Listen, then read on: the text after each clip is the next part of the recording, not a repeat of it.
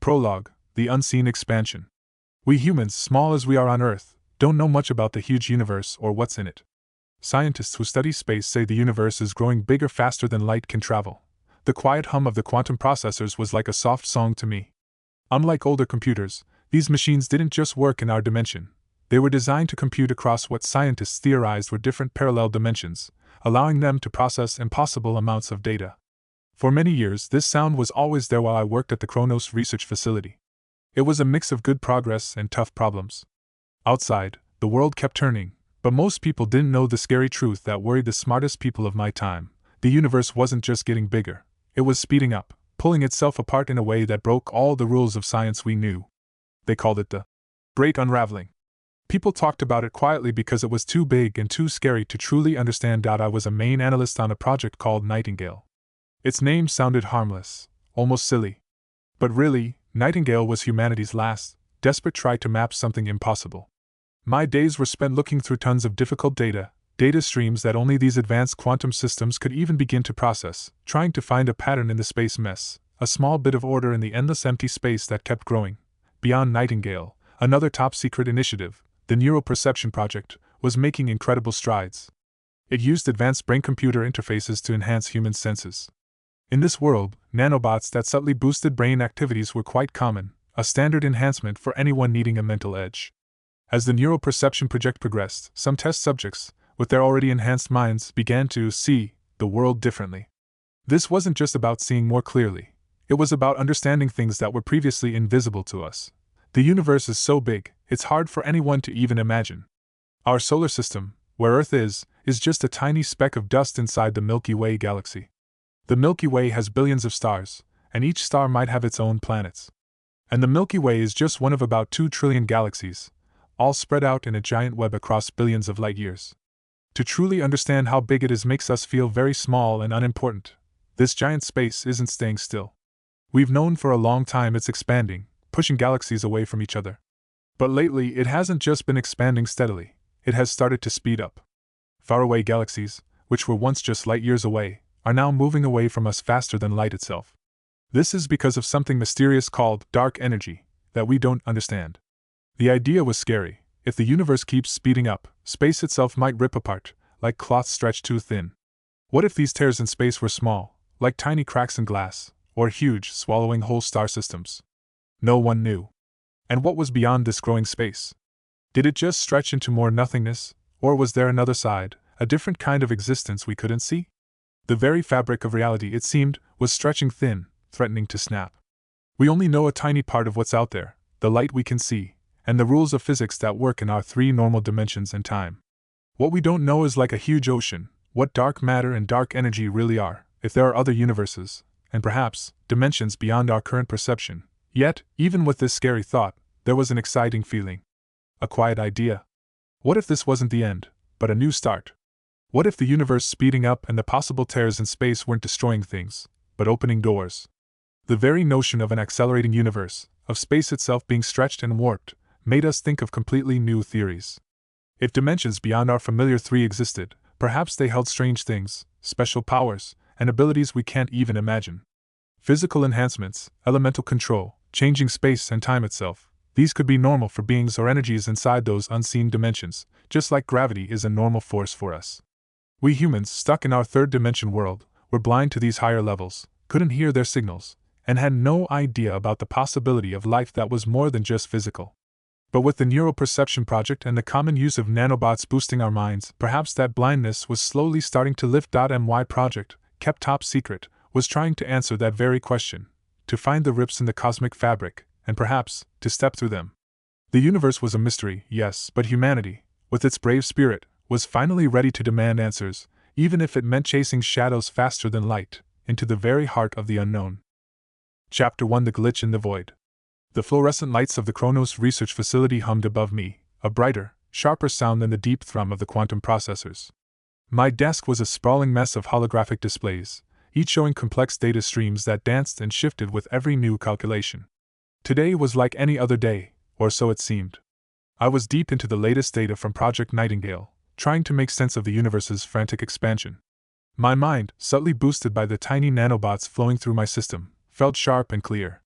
It was a common thing now, these little helpers making thoughts faster, memories clearer. Because of them, and the neuroperception project, I could sometimes pick up on things others missed, not exactly seeing new layers, but just understanding them, like a faint echo of something bigger. Suddenly, one of the holographic displays flickered. It wasn't a normal system error. This was different. The data stream, usually a smooth flow of numbers and patterns, stuttered, then showed a brief, impossible spike. It was like a single, broken note in a perfect song. My enhanced mind immediately flagged it. This wasn't just a glitch, it was an anomaly, something the quantum processors, designed to compute across parallel dimensions, shouldn't have missed. I leaned closer, my fingers flying across the touch-sensitive console. The spike was tiny, almost invisible, but it was there, a sudden drop in the expected energy readings from a distant galaxy, followed by an immediate, impossible recovery. It was as if a piece of space had vanished for a microsecond, then reappeared. As I focused intently on the flickering anomaly, a faint, almost imperceptible shiver ran through me, like a whisper of static across my skin. I dismissed it as a side effect of the intense concentration, or perhaps a minor system discharge from the overloaded processors. What I didn't know was that in that fleeting moment, something had passed from the glitch, something microscopic and alien, and had been absorbed into my body, drawn subtly towards the nanobots already coursing through my system. It would slowly begin to modify them, changing their very nature, unknown to me. What was that? I mumbled to myself, my heart starting to beat a little faster. This wasn't just another blip in the great unraveling. This felt deliberate. Or perhaps, it was the first true sign. I cross-referenced the data with other ongoing scans. Nothing. No other sensors had picked it up.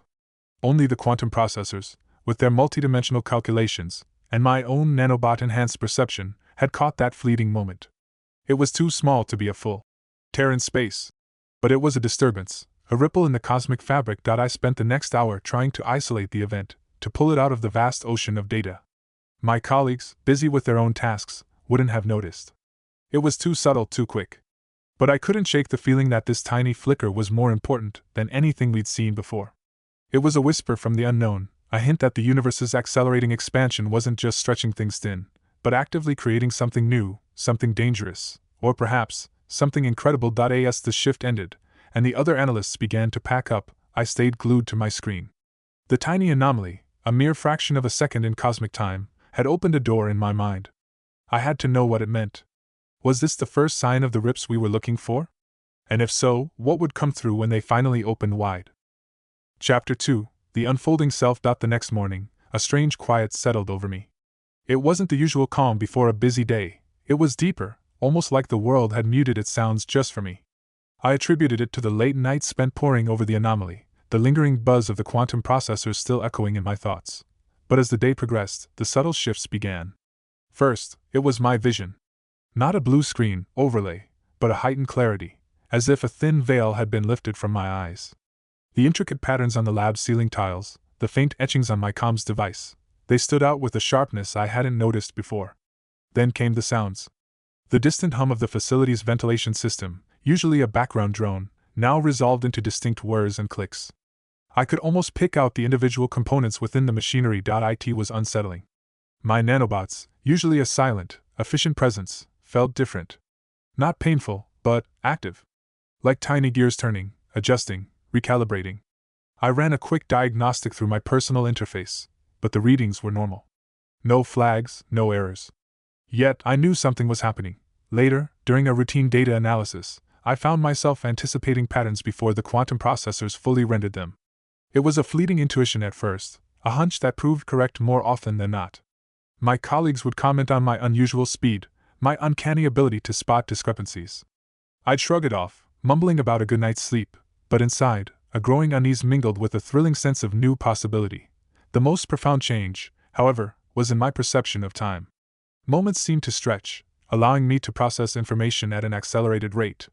A spilled coffee cup in the break room, usually a blur, unfolded in slow motion, giving me time to react and even offer a napkin before the first drop hit the floor. It was as if my internal clock had been subtly retuned, allowing me to experience the world with a fraction more detail, a fraction more foresight. I knew this wasn't just the nanobots working as intended. This was something new, something else. The microscopic entity absorbed from the glitch must be interacting with them, changing their very core programming. Was this a beneficial mutation, A natural evolution, or something more sinister? Was I becoming more than human, or less? As I left the facility that evening, the city lights seemed to shimmer with an almost alien vibrancy. The world felt both familiar and strangely new, perceived through senses that were no longer entirely my own. The anomaly from the void had touched me, and I was beginning to realize that the great unraveling wasn't just happening out there, in the vast, expanding universe. It was happening within me. Chapter 3: The Blue Screen Unveiled. The subtle changes that had been creeping into my senses over the past days suddenly intensified. It was like a switch had been flipped, or a final piece had clicked into place. The nanobot modification, which had been slowly reshaping my internal systems, was complete. I felt a surge of energy, not overwhelming, but a deep, humming power that resonated through my very bones. As this transformation settled, the world around me shimmered. Not physically, but in my perception. A faint, translucent overlay appeared in my vision, like a thin, glowing film laid over everything.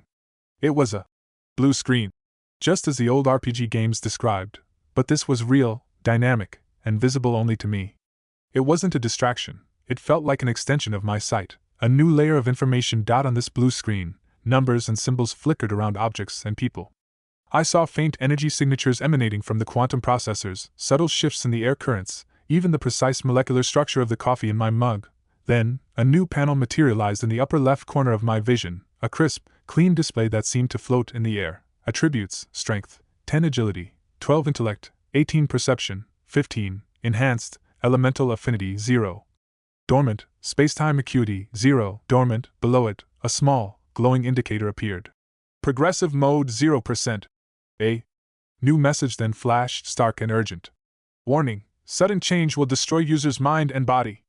Progressive update is suggested. Would you like to enable progressive mode? Y/N. A wave of understanding washed over me. This, progressive mode, was a critical safety measure. My body, a fragile human form, couldn't handle the full flood of new abilities and powers all at once. The nanobots, now fully integrated with the alien entity, were carefully awaiting my command to begin unlocking my new capabilities little by little, preventing my system from overloading or breaking down. The warning was stark: a sudden, uncontrolled activation would be catastrophic, likely destroying my very being. This was a slow, controlled awakening, a gradual increase in my own strength and potential, but only if I chose to begin. My finger hovered over an imaginary Y on the blue screen. The implications were immense. Activating this meant stepping into the unknown, embracing a transformation that could redefine what it meant to be human. With this new sight, I could now perceive not just fragments of alien information, but also the subtle shifts within myself. The blue screen would show my own evolving attributes: a slight increase in physical strength, a heightened reaction time, a budding understanding of the elemental forces around me, like the faint warmth of the air or the subtle pull of magnetic fields.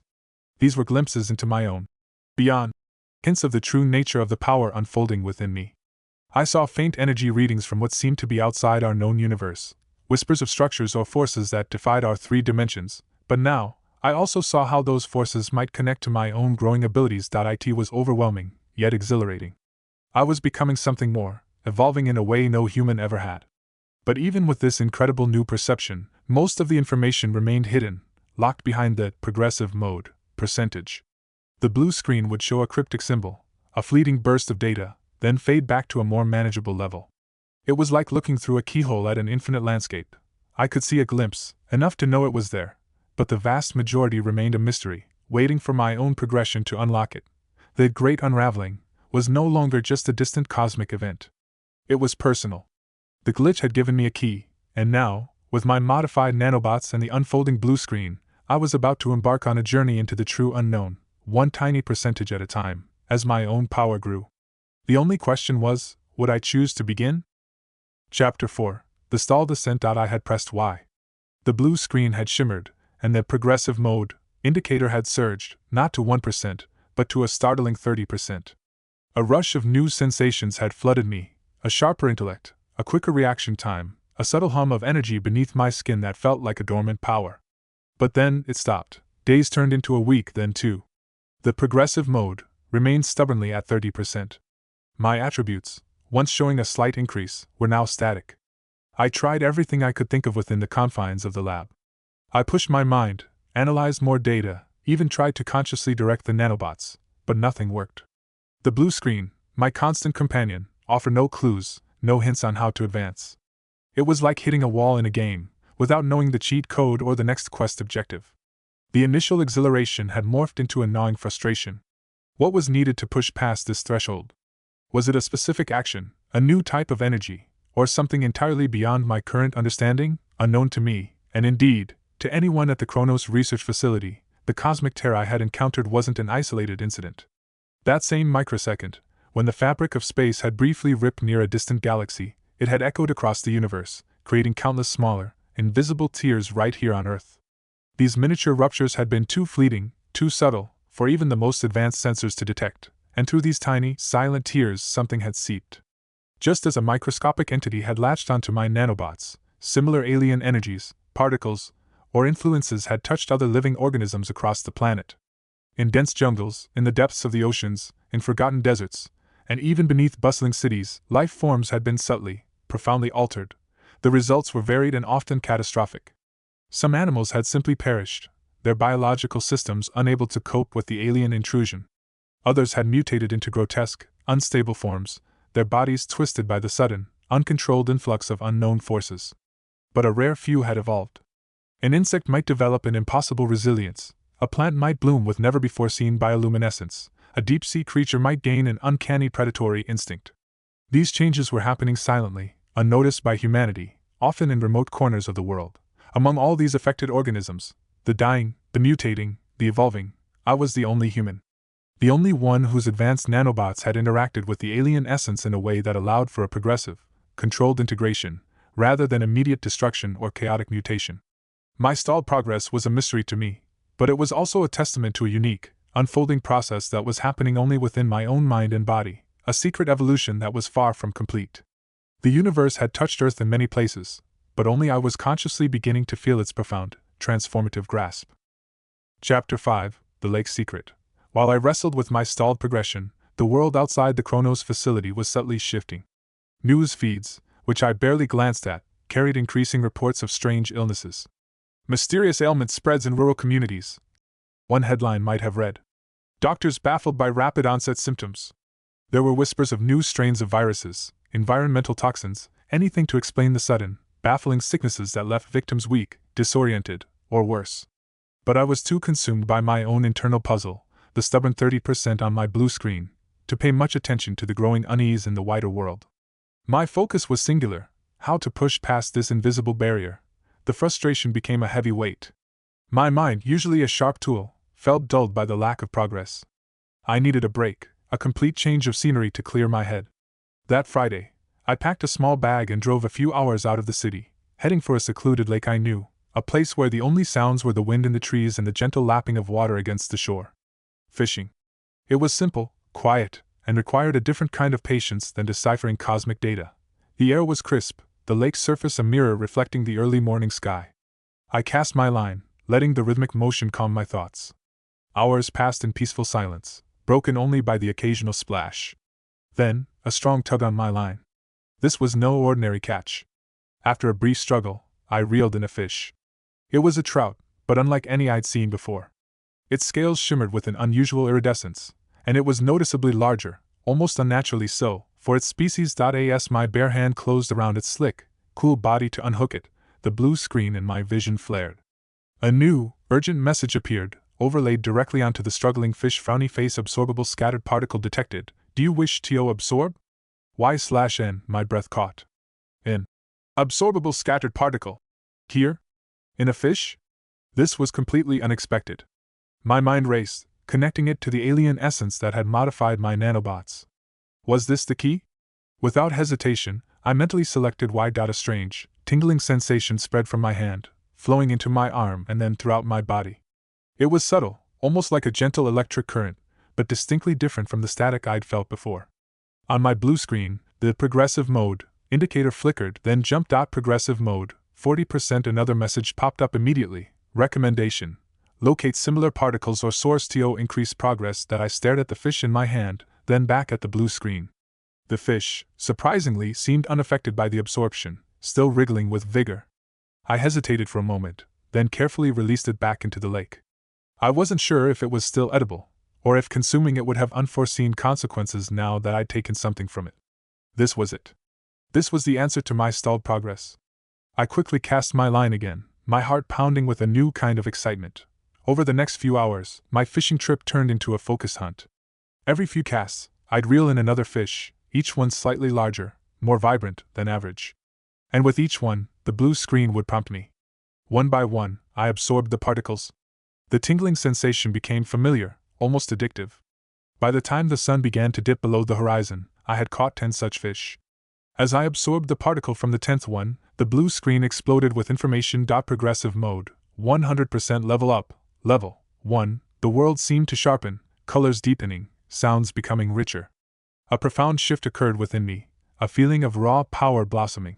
My attributes panel, which had been static for weeks, now pulsed with new numbers. Frowny face attributes: strength, 15, plus 5, agility, 18, plus 6, intellect, 25, plus 7, perception, 22, plus 7, water elemental affinity, 5, basic, space-time acuity, 0, dormant. As the final particle integrated, a sudden, overwhelming surge of energy coursed through my brain. It felt like a million tiny electric currents firing at once, a blinding flash of pure data. My vision swam, the blue screen fractured into 1,000 shimmering lines, and a wave of dizziness slammed into me.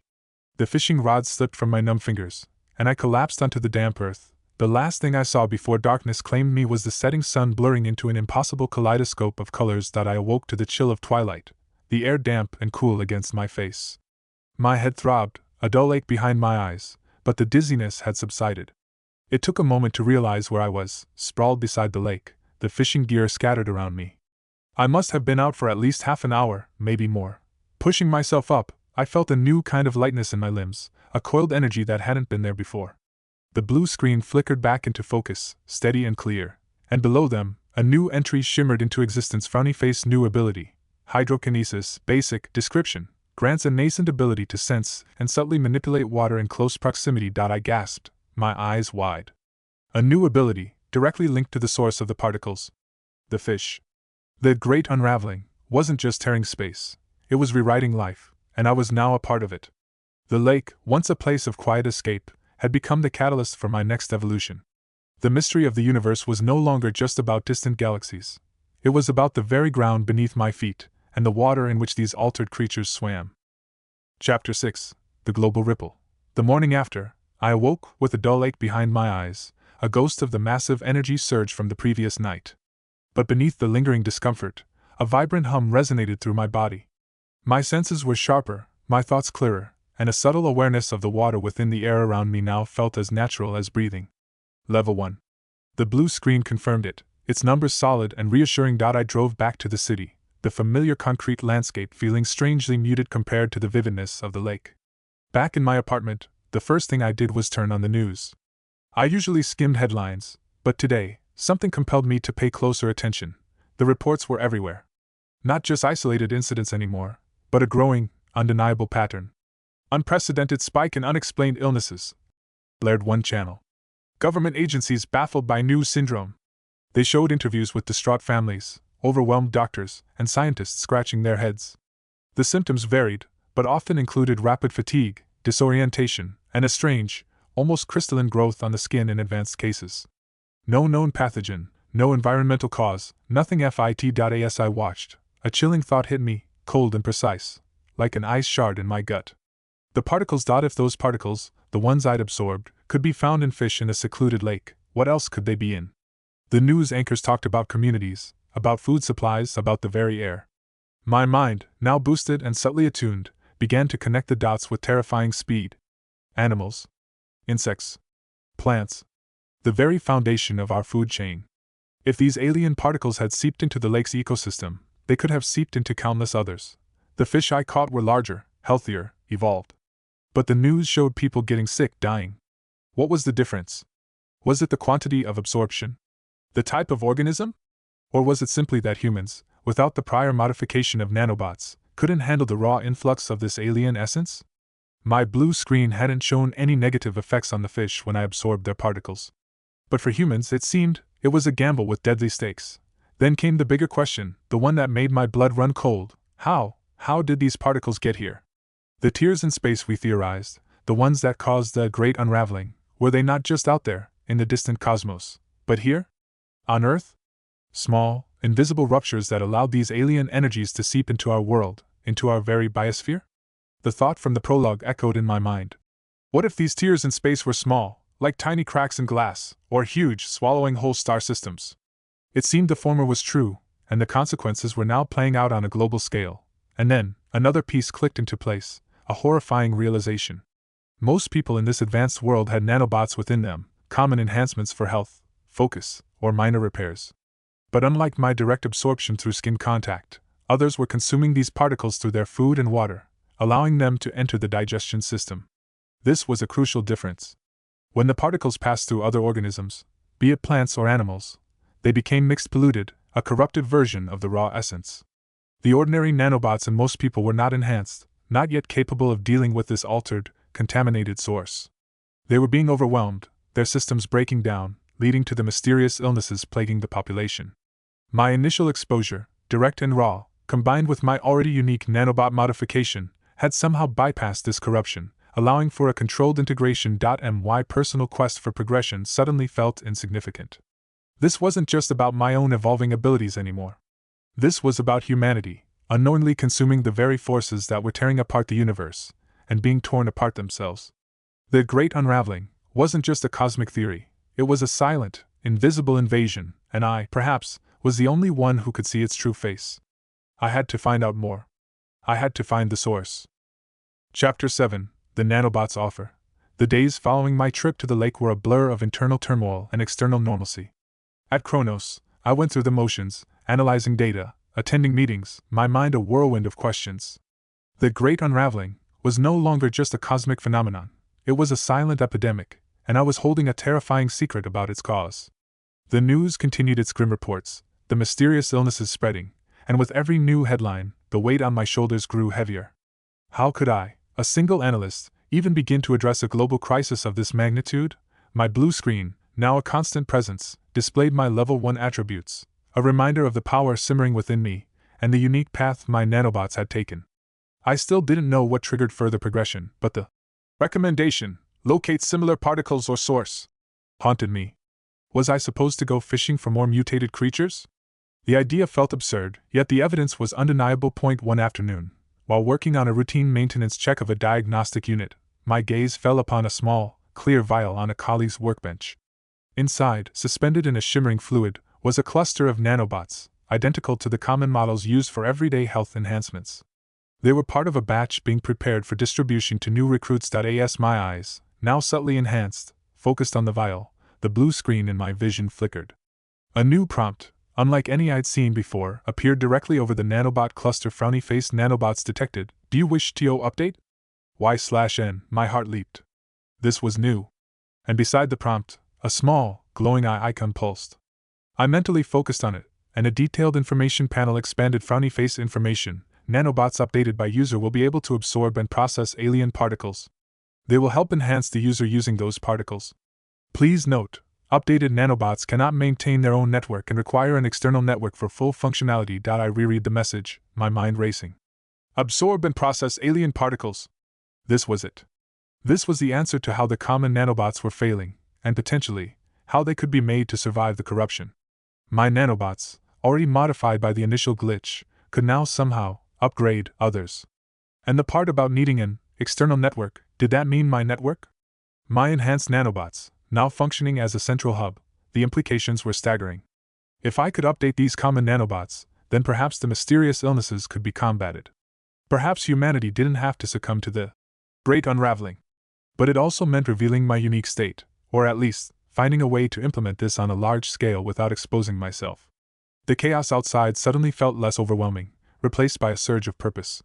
I had found a potential path forward, a way to fight back against the silent invasion. The question was, how to begin? Chapter 8. A familiar face in the chaos. The nanobot update prompt, with its tantalizing promise of a solution, burned in my mind. The chaos of the world outside, the growing reports of sickness, now felt less like a distant problem and more like a ticking clock. I had found a potential weapon against the Great Unraveling. But how to wield it? I couldn't just walk into the Kronos director's office and announce I had a magical cure derived from mutated fish and alien nanobots. I needed a discreet way to test the updated nanobots, to understand their capabilities and limitations without drawing unwanted attention. My thoughts drifted, past the sterile lab walls, past the grim news headlines, to a time simpler, yet no less complicated. My university days. And then, a name surfaced, Dr. Lena Petrova. Lena. We were classmates, both driven, both fascinated by the cutting edge of bionanotechnology. She had a quiet intensity, a brilliant mind, and a laugh that could make even the most complex problems seem solvable. There had always been an unspoken current between us, a silent understanding that went deeper than shared textbooks and late-night study sessions. Neither of us had ever acted on it, lost in our ambitions, the unspoken feelings lingering like a faint, beautiful melody. After graduation, our paths diverged, mine leading to Kronos, hers to, where was she now? A quick search through the Kronos internal directory, cross-reference with public research databases, gave me the answer. Dr. Lena Petrova, lead researcher at the Biogenetics Institute, specializing in advanced cellular integration and therapeutic nanosystems. The Biogenetics Institute. It was a private research facility, known for its cutting-edge, often controversial, independent studies. It had less red tape than Kronos, more freedom for experimental approaches. Perfect. Lena's expertise in nanosystems and cellular integration was exactly what I needed. If anyone could understand the intricacies of my modified nanobots, or at least help me conduct the delicate experiments required to update others, it would be her. She had the equipment, the knowledge, and perhaps, the open mind to consider something truly extraordinary. The thought of approaching her brought a strange mix of apprehension and hope. Years had passed. Would she even remember the quiet analyst who used to share coffee with her in the campus library? More importantly, how much could I tell her? I couldn't reveal the blue screen, or the alien entity, or the break unraveling's true nature. Not yet. But I could frame it as a breakthrough in nanobot efficiency, a new method for enhancing their processing capabilities, something that could revolutionize their therapeutic applications. It was a risky gamble, but the alternative was watching the world succumb to an invisible enemy. I looked at the vial of common nanobots on my colleague's desk. They represented humanity's fragile hope. And Lena, perhaps, was the bridge to making that hope a reality. I took a deep breath, the decision solidifying in my mind. It was time to reach out. Within a span of a week, everything began to change. The isolated reports of unknown illnesses exploded into a full-blown crisis. News channels became a constant stream of emergency broadcasts. Hospitals overflowed, cities implemented strict quarantines, and the global economy teetered on the brink. The mysterious ailment was no longer mysterious. It was a rapidly escalating pandemic, claiming lives with terrifying speed and leaving a trail of fear and confusion in its wake. The world was shutting down, gripped by an invisible enemy, and the urgency of my mission became a deafening roar. Chapter 9. A risky proposition. The decision to contact Lena felt like stepping off a cliff. The world outside my apartment window was a ghost town, the usual city hum replaced by the distant wail of emergency sirens. The pandemic was no longer a distant threat. It was here, shutting down everything, pushing humanity to its breaking point. This urgency fueled my resolve. I drafted a carefully worded message to Lena, avoiding any Kronos-specific jargon or anything that hinted at the true, bizarre nature of my discovery. I focused on a novel approach to nanobot recalibration, emphasizing its potential for enhanced cellular integration and unprecedented efficiency. It was vague enough to pique a scientist's interest, but hopefully not so outlandish as to get me dismissed as a lunatic. I sent it to her Biogenetics Institute email, then waited, a knot of anxiety tightening in my stomach. Her reply came surprisingly fast, just a few hours later. Intriguing. Meet me at the Institute, main lab, tomorrow at 0900. Come alone. Short, direct, and exactly what I expected from Lena. A flicker of a smile touched my lips. Some things never changed. The Biogenetics Institute was a fortress of glass and steel, even more so now with the pandemic protocols. Security was tight, but my Kronos credentials, combined with Lena's personal invitation, got me through. The air inside was sterile, hushed, filled with the low thrum of advanced machinery. It felt both familiar and alien after weeks immersed in cosmic data. I found Lena in a brightly lit lab, surrounded by holographic schematics of complex protein structures. She looked older, lines of fatigue etched around her eyes, but her sharp intellect still shone through. Her dark hair was pulled back in a practical ponytail, and she wore a lab coat over her scrubs. You came, she said, her voice calm, a hint of surprise in her tone. There was a moment of awkward silence, a silent acknowledgement of the years, the unspoken past, before professional masks clicked into place. You sounded intrigued, I replied, Trying to keep my voice steady, she gestured to a clean workstation. Your message was bold. Unprecedented efficiency is a strong claim. Especially now.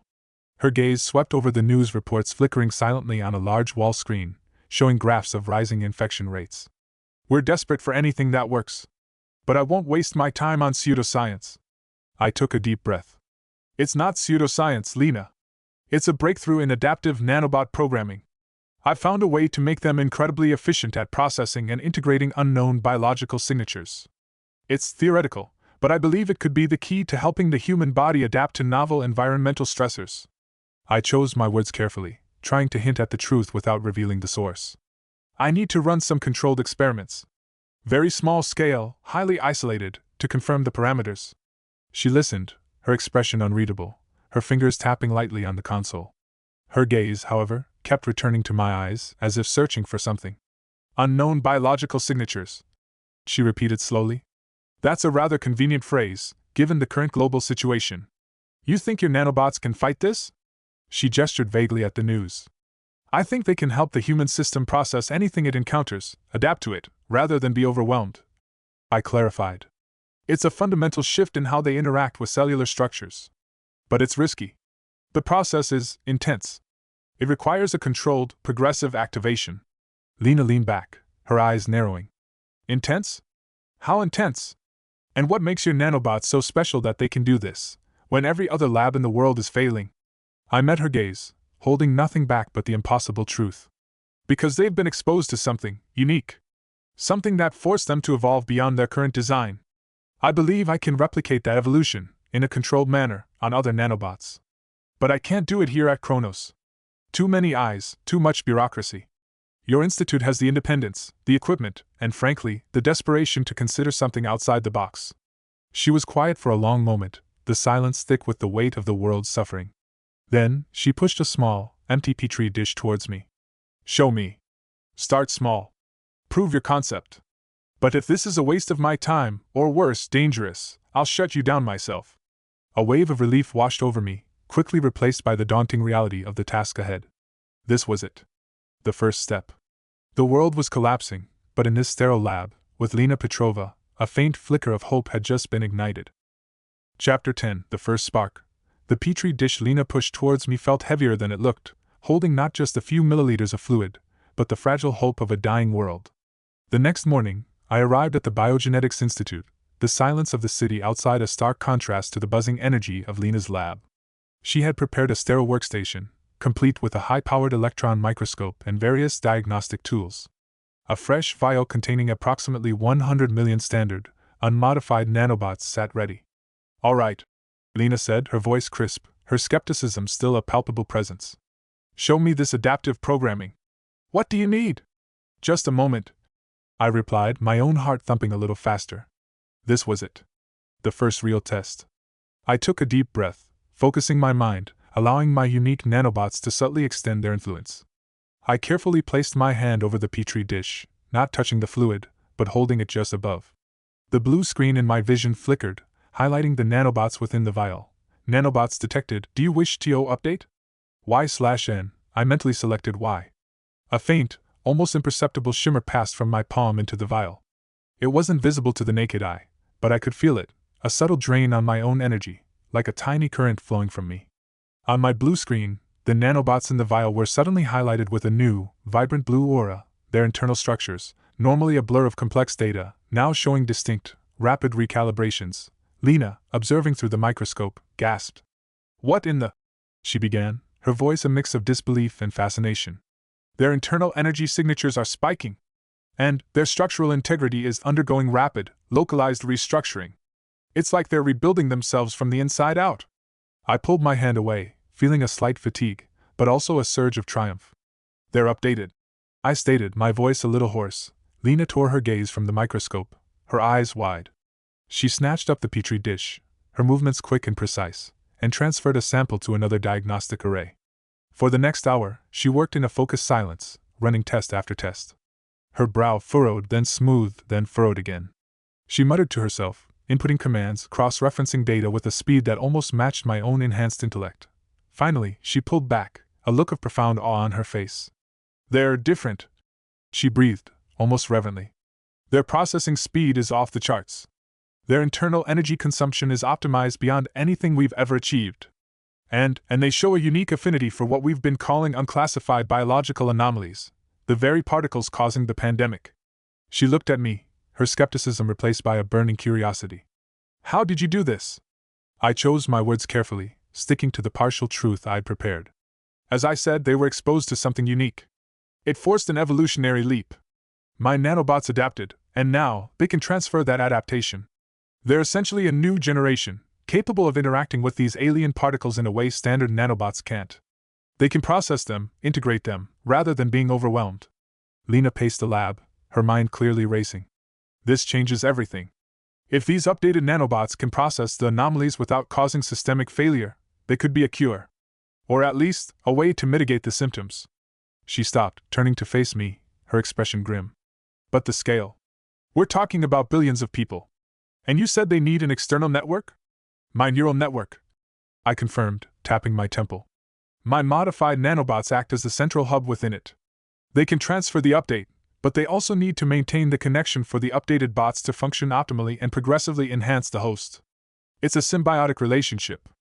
I've only performed direct contact updates so far, so scaling this through a broader network will be the next challenge. She stared at me, 100 questions in her eyes, but she held them back.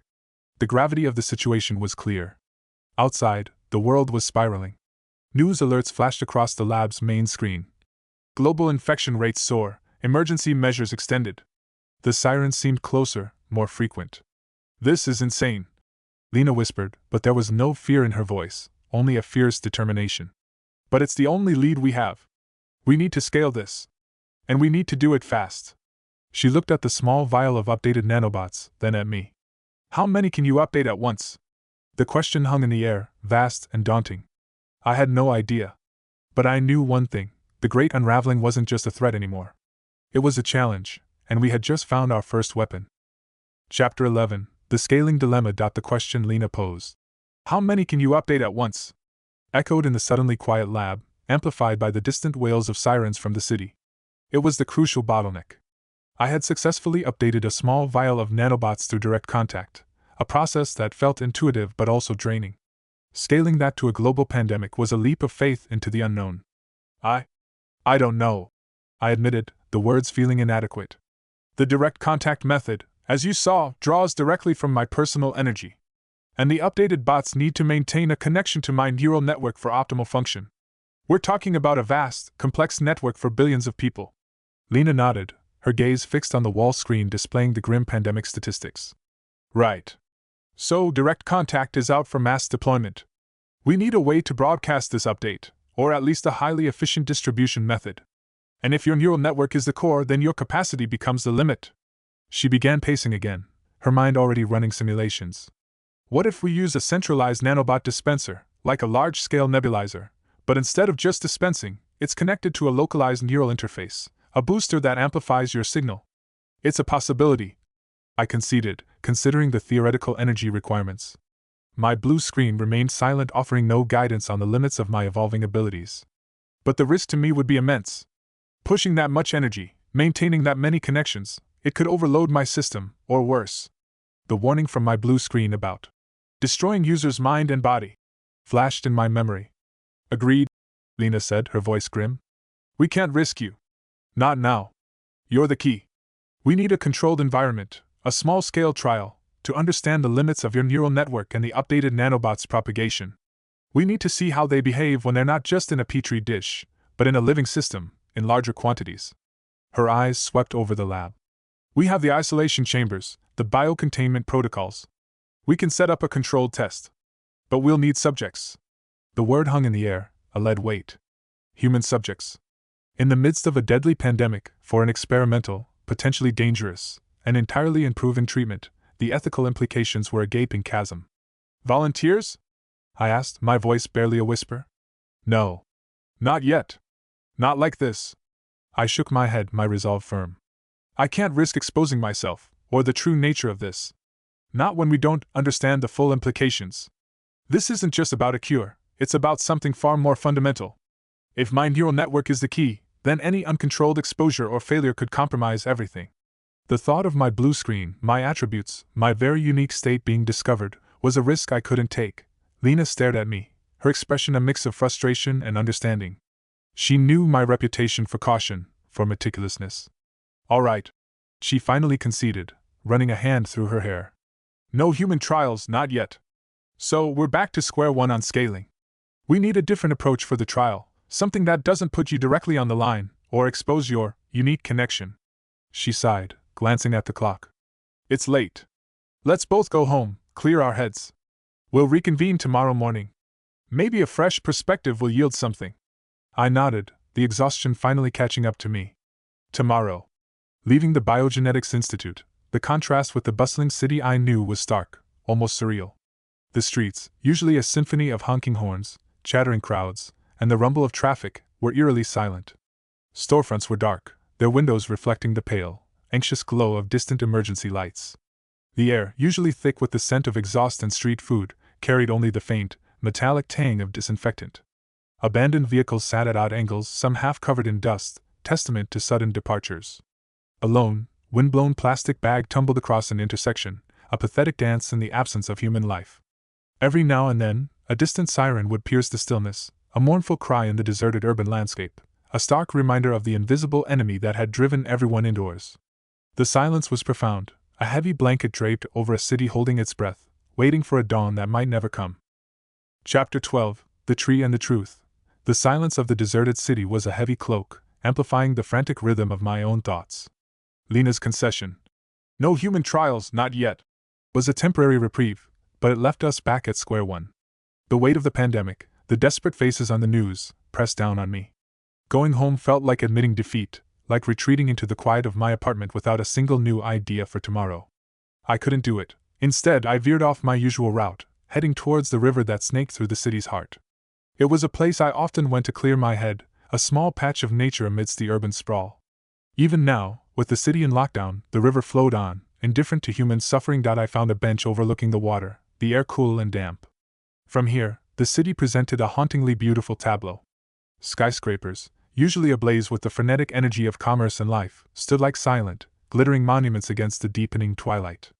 Their windows, thousands of tiny squares of light, usually told stories of lives lived within, but tonight they were just cold, distant eyes.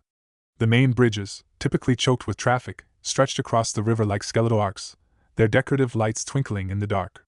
The usual roar of the city was replaced by the gentle lapping of the river against its banks, and the faint, almost imperceptible hum of the city's essential infrastructure. It was a beautiful, terrifying silence. Along the riverbank, a long lane of maple trees stood, their branches bare against the winter sky, a stark, elegant silhouette. My gaze drifted along them, idly at first, then snagged on something. One tree, about 50 yards down the path, seemed to glow with an almost imperceptible inner light. Its bark, usually a muted gray, had a faint, almost iridescent sheen, and its skeletal branches seemed to pulse with a subtle, vibrant energy that my enhanced perception picked up. My feet moved before my conscious mind fully registered the decision. I walked towards it, the crunch of fallen leaves under my boots the only sound. As I drew closer, the blue screen in my vision flickered, and a familiar prompt appeared, but with a subtle, crucial difference. Frowny face, absorbable particles detected. Do you wish to absorb? Y/N. I stopped dead, my hand hovering near the tree's shimmering bark. Absorbable particles detected. Not scattered particles, like with the fish. Just particles. I scratched my head, a frown deepening on my face. What was the distinction? With the fish, the blue screen had specifically said, absorbable scattered particles detected. That implied something diffused, spread out, perhaps a secondary effect of the alien essence. But this tree, this was different. This was just particles. It suggested a more concentrated source, perhaps even a direct, uncorrupted infusion. Could it be that the tree itself was a primary point of contact, a direct recipient of the alien energy, rather than an organism that had merely consumed it? The thought hit me with the force of a physical blow. If this tree was a direct conduit, then perhaps there were other such sources, scattered across the earth, not just in living organisms, but in the environment itself. And if that was the case, it changed everything about how the pandemic was spreading, and how we might find a cure. The silence of the city, the gentle flow of the river, suddenly felt charged with a new, profound mystery. The great unraveling was revealing its true, terrifying, and perhaps empowering nature, one subtle clue at a time. Chapter 13. Roots of Power. The glowing presence of the maple tree, and the stark difference in the blue screen's prompt, held me captive. Absorbable particles detected. This wasn't scattered essence from an organism that had merely consumed the alien energy. This felt like a direct conduit, a primary source. The implications were immense, terrifying, and exhilarating all at once. If this was a direct tear, an uncorrupted infusion, what would it do to me? My hand, still hovering, trembled slightly. The memory of the blinding surge of electrons, the dizziness, and the half-hour of unconsciousness after leveling up from the fish, was still fresh. But this felt different. This felt purer. And the world was dying. I had to know. Taking a deep, shaky breath, I pressed my palm firmly against the shimmering bark of the maple tree. The blue screen flickered, confirming my choice. Absorbing particles. Immediately, a searing pain shot through my arm, radiating outwards through my chest and into my skull. It wasn't the dull ache of the fish particles. This was a sharp, burning agony, like 1,000 tiny needles piercing my neurons, followed by a crushing pressure that threatened to squeeze the air from my lungs. My vision swam, the blue screen blurring at the edges, but I clenched my jaw, refusing to fall. My nanobots, now fully integrated and uniquely modified, were working overtime, battling the raw, unadulterated influx of alien energy. Every fiber of my being screamed in protest, but a deeper, primal part of me urged me on. This was the source. This was the truth. The pain lasted for what felt like an eternity, though in reality, it was probably only a few agonizing seconds. Then, as suddenly as it began, it receded, leaving behind a profound exhaustion but no unconsciousness. My body hummed, vibrating with a new, resonant energy. The blue screen, now crisp and clear, exploded with notifications: progressive mode, 100% level up, level 2, my attributes panel refreshed, the numbers surging dramatically. Frowny face attributes: strength, 25, plus 10, agility, 28, plus 10, intellect, 35, plus 10, perception, 32, plus 10. Water elemental affinity, 5, basic, space-time acuity, 0, dormant, and then, a new ability materialized, shimmering with a verdant glow. Frowny face new ability, wood elemental affinity, basic. Description: grants a nascent ability to sense the life force within flora and subtly influence plant growth and structure in close proximity. I pulled my hand from the tree, staring at my palm. It felt heavier, stronger, yet also strangely connected to the earth beneath my feet. The maple tree, still glowing faintly, seemed to pulse in sync with my own newly awakened power. The implications were staggering. Not only had I absorbed a direct, uncorrupted source of the alien particles, but my body had processed it differently. The pain had been immense, but my unique nanobots had held me together, preventing the catastrophic overload that would have destroyed an ordinary human. And the reward, a leap in my core attributes and a new elemental affinity, directly tied to the source. The scattered particles from the fish, then, were like diluted echoes, secondary transmissions of this raw, primary energy. This tree, this single, glowing maple, was a direct point of contact for the great unraveling. It meant that the tears in space weren't just random, diffused events. They were localized, powerful points of entry for this alien essence, and they were likely scattered across the planet, transforming life in their immediate vicinity. The city lights, once a haunting tableau of emptiness, now seemed to shimmer with hidden potential. The pandemic was a tragedy, yes, but it was also a symptom of a profound, universal shift. And I, standing by a glowing maple tree, was becoming a part of that shift, a new kind of human, armed with powers that defied explanation, ready to face the unfolding mysteries of a universe that was far more alive, and far more dangerous, than anyone ever imagined. Chapter 14. The Whispering Map. The raw power of Level 2 coursed through me, a profound, almost overwhelming sensation.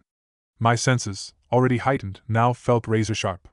The subtle currents of the river, the faint rustle of the maple tree's branches, the very life force within the grass under my feet, it all resonated with a new clarity. The blue screen confirmed my enhanced attributes and a new wood elemental affinity, but the true change was deeper, more fundamental. I was connected to the world in a way I never had been before. As I walked back towards my car, the exhaustion from the absorption lingered, but it was overshadowed by a buzzing energy. My mind, supercharged by the alien particles, raced through possibilities. If these primary sources existed, then the pandemic was even more complex than I'd imagined. But amidst these thoughts, a new, subtle sensation began to prickle at the edge of my awareness. It was like a faint hum, a distant pull, a thread of connection stretching out from me. I stopped, turning my head, trying to pinpoint the source. It wasn't a sound, or a sight, but a feeling, a resonance that seemed to emanate from somewhere far away, yet was undeniably linked to me. My blue screen, as if responding to my internal query, flickered. In the lower right corner, a small, new icon appeared, a stylized network symbol, glowing with a soft, persistent light. Connection. I mentally focused on the icon. The blue screen dissolved the immediate environment, replacing it with a shimmering, three-dimensional map. It was a topographical representation of the city, overlaid with faint, pulsating lines of energy. And radiating from a single, distinct point on the map, a bright, undeniable beacon glowed. My breath hitched. The beacon was located precisely where the Biogenetics Institute stood. The very place where I had spent the day with Lena, where we had discussed the desperate need for a way to scale the nanobot update. As I stared at the map, another prompt materialized, layered over the glowing institute location. Frowny face neural network detected. Would you like to search for active nanobots on current neural network? Y/N, my mind reeled. A neural network. Not just a place, but a network of nanobots, perhaps even individuals, that my enhanced system could detect. The connection I felt wasn't just to a location, but to something more profound, something alive. The Institute, a hub of advanced nanobot research, would undoubtedly have many such systems in operation, potentially even within its staff. The implications were staggering. If my neural network could detect other nanobot-infused systems, it meant I wasn't just able to update them through direct contact. I could potentially locate them. And if I could locate them, perhaps I could find a way to update them remotely, or at least understand the scope of the problem. The external network, Lena and I had discussed, the one my updated nanobots needed for full functionality, was perhaps already there, waiting to be linked. I mentally selected Y. The map flickered again, resolving into a more detailed overlay of the Biogenetics Institute. Tiny, glowing nodes, like scattered stars, began to appear within its walls, marking the location of active nanobots within the building. There were hundreds, perhaps thousands, a dense constellation of hidden technology. Then, a new message flashed, cutting through the frowny face. Many probable nanobots detected. To reduce impact on user, recommendation, external application or network-based protocol for mass update. And directly below it, another question appeared, stark and demanding. Would you like to build one? Y/N, the blue screen was suggesting a software solution, a protocol that could work over an existing network to facilitate the updates, minimizing the direct strain on me. It was an acknowledgement of my limitations, but also a pointer towards a scalable solution. This was the answer Lena and I had desperately needed. It wasn't about finding human volunteers anymore. It was about finding the right technical interface. The city, once a place of silent desolation, now felt like a vast, interconnected web, hidden from ordinary perception. The pandemic was a global crisis, but my unique abilities, born from the Great Unraveling, were revealing its hidden architecture. I had found a new path, a terrifyingly powerful one, that bypassed the need for human trials and direct contact. The question now was not how to build that external application or network-based protocol, but when I would present this monumental discovery to Lena, and how quickly we could act. Chapter 15. Echoes of the Rip. While I grappled with the blue screen's latest revelation and the daunting task of building a network-based update protocol, the unseen consequences of the Great Unraveling were manifesting in horrifying ways far beyond the city's deserted streets. The quiet, almost benevolent evolution I had witnessed in the lake's fish and the maple tree was a rare exception. In the wilder, more untamed corners of the world, the alien particles were twisting life into something monstrous. Thousands of miles away, in the dense, humid rainforests of the Amazon, a team of ecologists, already struggling with the pandemic's disruptions, reported increasingly erratic behavior from local wildlife. One morning, a patrol found their research outpost ravaged. Not by human looters, but by something far more primal.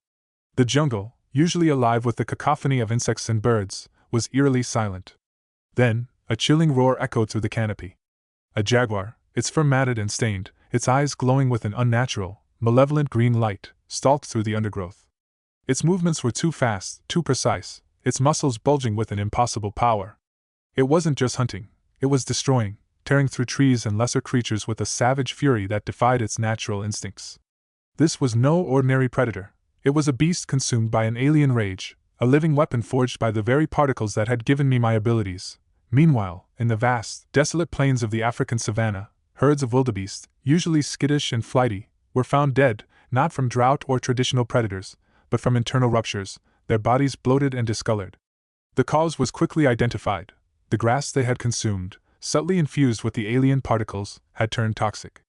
But amidst the carnage, a new terror emerged.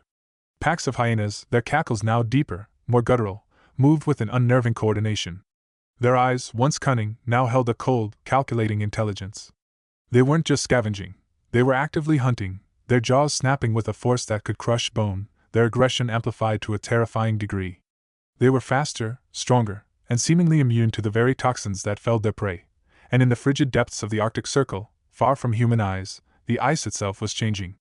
Scientists monitoring seismic activity recorded strange, rhythmic pulses emanating from beneath the ancient glaciers.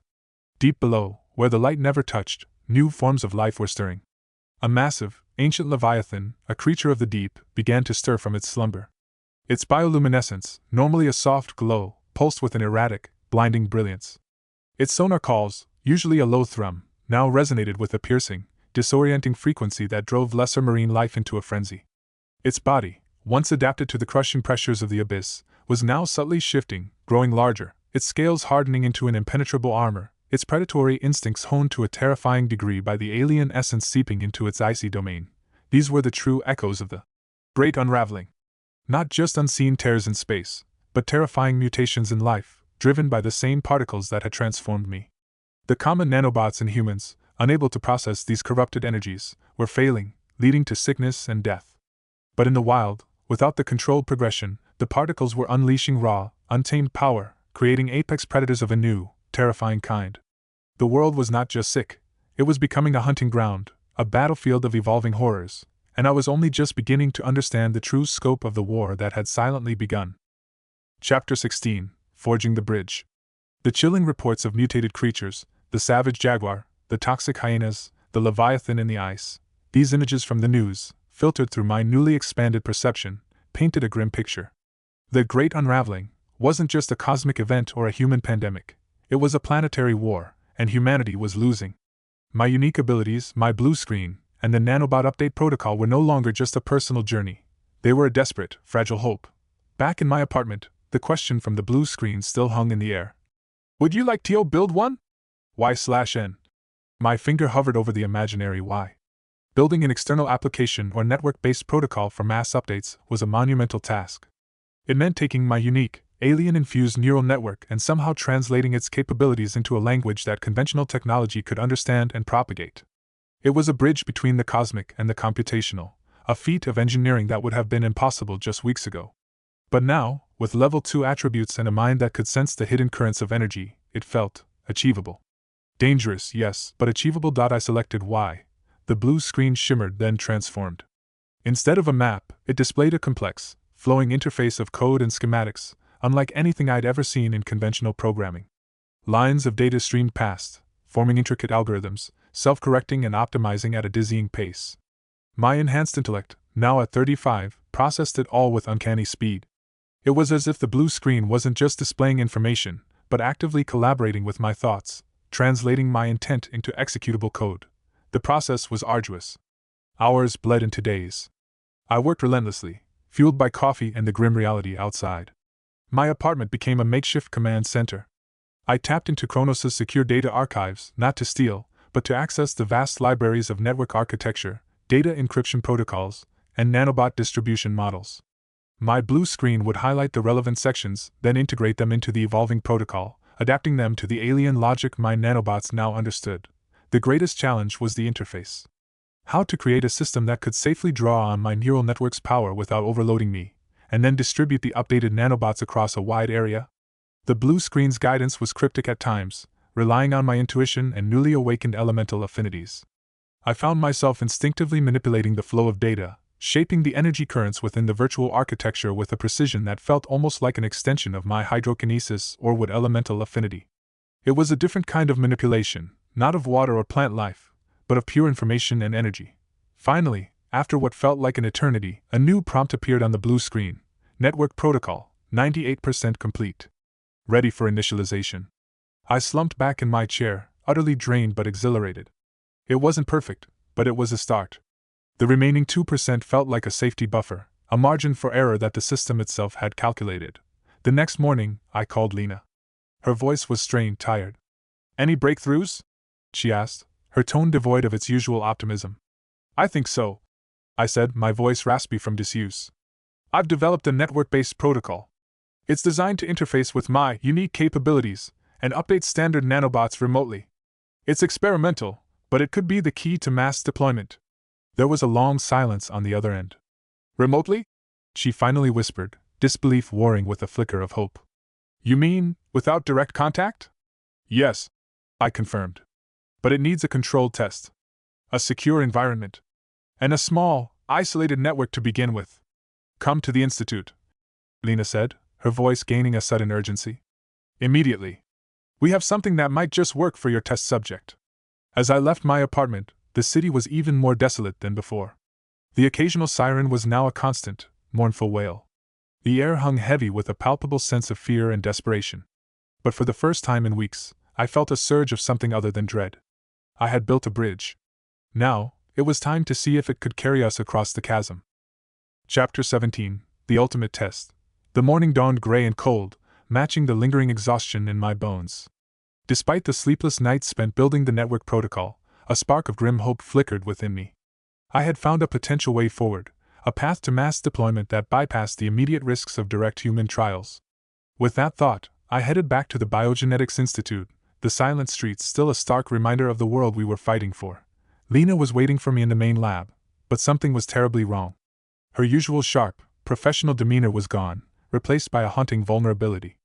Her face was pale, almost translucent, and shadows clung to her eyes. A faint, almost imperceptible sheen of crystalline growths, like the ones I'd seen on the sick, shimmered on the back of her hand as she instinctively ran it through her hair. My heart seized. Lena? What happened? As I stepped closer, a new prompt flared on my blue screen, focused directly on her frowny face. Absorbable hybrid scattered particle detected. Do you wish to absorb it? Y/N, the words hung in my vision, a chilling confirmation of my fears. Hybrid scattered particles. This was different again, distinct from the fish and the tree. It implied a complex, perhaps even hybridized, form of the alien essence, actively infecting a human system. My gaze flickered from the terrifying prompt to Lena's increasingly strained face. The urge to absorb, to immediately alleviate her suffering, was almost overwhelming.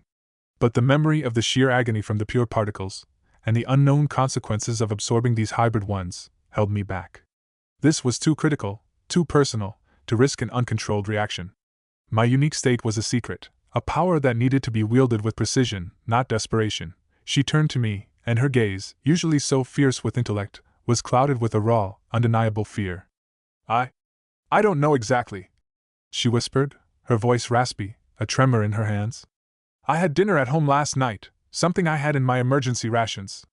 This morning I started feeling off. The symptoms are mild so far, but the diagnostics don't lie. My system started to show initial indicators just an hour ago. The unclassified biological anomalies are here, in me. She gestured weakly to her hand, where the faint, crystalline patterns were becoming more distinct. It must have been in the food or the water. It means the contamination is far more widespread than we thought. The world spun. The carefully constructed solution, the ethical tightrope of finding a first volunteer, shattered into a brutal, personal reality. All debate about desperate subjects vanished. Lena, the woman whose intellect I respected, whose quiet strength had always been a steady presence, who harbored the unspoken history between us, was now the only subject that mattered. We proceed, I said, my voice firm, suppressing the panic coiling in my gut. You're the test subject. Now. We have the network protocol. It needs to be experimented with, and it's not too late for me to absorb the particles directly if the protocol fails. Lena's eyes widened slightly, a flicker of surprise mixed with relief. She nodded, a single tear tracing a path down her cheek. I thought you'd never say it. We moved with a frantic urgency. Lena, despite her growing weakness, directed the preparations. The biocontainment chamber, previously set for an unknown volunteer, was swiftly adapted for her. She hooked herself up to the vital monitors, her movements precise even as a cough racked her body. I stood before the gleaming machinery, focusing my mind. My enhanced intellect tried to compartmentalize the fear, to focus solely on the intricate code of the network protocol. This wasn't just an experiment, this was personal. The very thought of failure, of watching her succumb, fueled a desperate resolve within me. The neural interface helmet, a standard piece of equipment, sat on a nearby console, a relic of conventional science. My true connection was internal, a direct link from my unique nanobots to the protocol I had built. Initiating connection, I stated, my voice echoing slightly in the sterile chamber. The blue screen flared, displaying my attributes, the level 2 power thrumming beneath the surface. I mentally activated the network protocol, channeling my neural network's immense processing power, linking it directly to the chamber's dispenser. This was a closed network, designed specifically for this controlled test between Lena and myself. Aerosolizer active, Lena confirmed, her voice strained. A fine mist, carrying the updated nanobots, began to fill the chamber around her. On my blue screen, I saw Lena's internal systems, a chaotic storm of corrupted data, the alien particles rapidly overwhelming her body's defenses. It was a mirror image of the global pandemic, playing out inside someone I cared for deeply. My updated nanobots, guided by my remote will, surged into her system, a microscopic army targeting the encroaching threat. The process unfolded with an almost serene efficiency on my blue screen. My neural network, seamlessly integrated with the external protocol, managed the complex recalibration of Lena's failing nanobots. It was less a struggle and more a sophisticated orchestration, my enhanced intellect effortlessly directing the flow of information and energy, filtering and neutralizing the hybrid particles. The blue screen displayed a clear, precise dance of data streams as Lena's system was systematically purged and upgraded. It took time, a steady, focused effort, but the overwhelming mental strain I'd anticipated was absent. The protocol handled the heavy lifting, making the intricate process feel almost effortless on my part. Slowly, steadily, the chaotic data streams on the blue screen began to resolve. Lena's vitals, which had spiked dangerously, began to show a definite, sustained upward trend. The crystalline growths on her skin, so chillingly visible moments before, seemed to soften, subtly recede, losing their sharp edges. Her breathing became deep and even. I took a deep, steadying breath, the mental exertion leaving me with a dull ache behind my eyes, but no physical tremor. Lena, still pale, was breathing more evenly. She opened her eyes and looked at me, a faint, fragile smile touching her lips. "It worked," she whispered, her voice weak but clear. "You did it. The protocol works." Relief washed over me, a physical wave that nearly buckled my knees. Lena, still connected to the monitors, pushed herself up, her eyes wide with a mixture of awe and raw, unbridled joy. Without a word, she lunged forward, wrapping her arms around me in a fierce, desperate hug. I reciprocated instantly, holding her tight, feeling the warmth of her body, the steady beat of her heart against mine. It was a moment suspended in time, a fragile victory against the encroaching darkness. When she finally pulled back, her hands still gripping my arms, her eyes met mine. They were no longer clouded with fear, but shone with a brilliant, untamed light. The unspoken history between us, the years of quiet longing, surged to the surface. The world outside, the pandemic, the alien threat, for a single, precious moment, it all faded away. Our gazes locked, a silent conversation passing between us, and slowly, inevitably, we leaned in. Our lips met, a soft, hesitant touch that deepened into a kiss, a desperate, hopeful embrace that sealed not just a scientific breakthrough, but a connection that had been waiting for a lifetime to ignite. When we finally broke apart, breathless, the reality of our situation rushed back, but it was different now. The bond between us, forged in the fires of shared desperation and a miraculous breakthrough, had never been stronger. "This was just one person," I said, my voice raw. "But it shows it works. The protocol can update the nanobots remotely. This is how we scale it." Lena, her cheeks flushed, her eyes sparkling, nodded, a fierce renewed determination in her gaze. "Then we don't waste another second," she vowed. "We scale this. We save the world." Chapter 18. The Architect of Life. The relief that washed over me as Lena's vitals stabilized was profound, a raw, emotional wave that momentarily eclipsed everything else. The protocol worked. She was safe. But even as that truth settled, a new, startling development unfolded on my blue screen. As Lena's system completed its recalibration, the blue screen, which had been displaying her internal processes, shifted. The chaotic data streams vanished, replaced by a new, highly detailed interface. It was a personal profile, overlaid with Lena's name, her current health status, and a comprehensive breakdown of her newly updated nanobot system. And then, a series of new panels materialized, glowing with an almost inviting light. Frowny face Lena, nanobot status optimal, connected via neural network protocol, attributes, monitor/modify, strength, 10, +/ agility, 12, +/ intellect, 18, +/ perception, 15, +/ water elemental affinity, current value, +/ wood elemental affinity, current value, +/ add new attribute, abilities, monitor/modify, hydrokinesis, basic status, enable/disable, wood elemental manipulation, basic status, enable/disable, add new ability, note, unless directly controlled, All attributes and abilities will progress equally. My breath hitched. Complete control. Not just monitoring, but the ability to actively modify her attributes, to enable or disable her abilities, even to add new ones. It was a level of power I hadn't even conceived of. My nanobots, now fully integrated with the network protocol, had become the architects of Lena's very being, capable of shaping her evolution at my command. The closed network between us wasn't just for healing. It was a direct, intimate link to her biological and nascent elemental potential. It was an exhilarating, terrifying realization. I could enhance her strength, sharpen her intellect, perhaps even grant her elemental affinities similar to my own, or entirely new ones. The blue screen's note about equal progression meant that her updated nanobots would naturally evolve, but I could intervene, prioritize certain traits, or even suppress others. I looked at Lena, still breathing deeply, a faint flush returning to her cheeks. She was alive, and she was healing, thanks to the protocol. But now, she was also unknowingly linked to me in a way no other human was.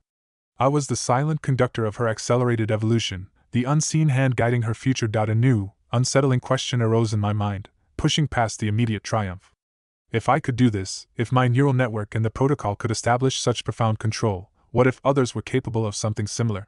What if people on the network, once updated, also gained a blue screen, or a conscious awareness of their nanobots, perhaps even the ability to influence others? The thought sent a chill down my spine. My uniqueness was my greatest asset, my greatest secret. If it wasn't unique, if this power could spread uncontrollably, the implications were catastrophic. Lena, I said, my voice carefully casual, trying to mask the underlying urgency. How do you feel exactly? Any new sensations? Any visual changes, or new ways of perceiving things? I watched her closely, searching for any flicker of recognition, any hint of a hidden interface in her eyes. She blinked, a slight frown creasing her brow as she considered my question. New sensations? Well, the fatigue is lifting, and my head feels clearer than it has in days. And the itching from the crystalline growths is gone, thank God. She paused, then chuckled weakly. As for visual changes, no, not really. The world still looks like the world. No glowing numbers or strange overlays, if that's what you're asking. She looked around the sterile lab. Just the usual lab equipment, thankfully. Why? Did you expect something else? I forced a smile, shaking my head. Just checking. It's a novel protocol, after all. We need to document every possible effect. Her answer was a profound relief. The blue screen, the direct control, the ability to perceive the hidden layers of reality. It was still unique to me. The protocol, while powerful, was a conduit, not a contagion of conscious control. My secret was safe, for now. The weight of this new power settled heavily on my shoulders. This wasn't just about saving lives from a pandemic anymore. This was about shaping humanity's future, one updated nanobot system at a time. The implications are immense, the ethical boundaries blurred. Should I, wield such power? The Great Unraveling had not only given me abilities but had also thrust upon me a responsibility far greater than I could have ever imagined. The world was changing, and I was now not just a witness, but a silent, hidden force capable of directing its evolution. Chapter 19, The Dawn of a New Era, and its shadows, the silence in the biocontainment chamber, after Lena's. It worked. Was profound, broken only by the steady beep of her vital monitors. She was truly healing. The crystalline growths were gone, her breathing even, her color returning. The relief that flooded me was immense, a physical weight lifting from my chest. You're stable, I said, my voice still a little hoarse. The protocol, it's a success. Lena carefully unhooked herself from the monitors, her movements still a little slow, but deliberate. She stepped out of the chamber, her eyes fixed on mine. A success is an understatement. She breathed, a faint smile touching her lips. You didn't just heal me. My system feels optimized. Like every cell is working at peak efficiency. She paused, a thoughtful frown creasing her brow. It's subtle, but I feel sharper. More aware. My blue screen remained silent, displaying Lena's optimal status. Her attributes, I knew, were now subtly increasing, progressing equally as the protocol continued its background work. This was the natural evolution the blue screen had promised, unless I chose to intervene. The thought of that power, that silent, unseen control over her very being, sent a shiver down my spine. It was a responsibility I hadn't asked for, a secret I had to guard fiercely. That's the adaptive nature of the updated nanobots, I explained, keeping my voice neutral. They're designed to enhance the host system, not just fight off the anomalies. I quickly steered the conversation back to the immediate crisis. But this was just one person. We need to scale this. The world is still falling apart. Lena nodded, her scientific mind already racing. Agreed. The contamination is everywhere. My own exposure proves that. We need to get this protocol out. But how? We can't use the aerosolizer on the general public without a centralized system, and that requires Kronos, or a government body, to sanction it. And they'll want to know everything. Her gaze hardened. And we can't tell them everything. Not about your unique connection. The unspoken understanding hung between us. My abilities, the very source of this potential cure, it was too alien, too unbelievable. It would invite scrutiny, control, and perhaps, even fear. My secret is paramount. We don't need their sanction, not yet. I stated, my voice low. My neural network, and the protocol I developed, can work over the existing global nanobot network. We can begin updating the nanobots of billions of people, gradually, silently, without them even knowing it's happening. Only you and I will be aware of the process. I paused, considering the full scope of the BlueScreen's design. The protocol is also designed to fetch a small portion of the processed particles back to me, like a tax for the update. It will help sustain my own system and potentially further my progression. Lena's eyes widened, a mix of shock and dawning comprehension. You mean, a silent, invisible, global update? Through their own systems? She looked around the lab, then back at me, a fierce, almost dangerous glint in her eyes. That's audacious. And brilliant. It gives us the data we need, the proof of global scalability, without exposing your involvement or the true nature of the protocol. We can observe the effects as it rolls out. Exactly, I affirmed. My system indicated it's capable. It will be a gradual process, but it's a start. We can monitor the effects, track the healing, and gather irrefutable evidence of its efficacy as it spreads across the world. As we began to outline this clandestine plan, a subtle tremor ran through the lab. It wasn't a seismic event, but a faint, almost imperceptible vibration that seemed to resonate deep within the building's foundations.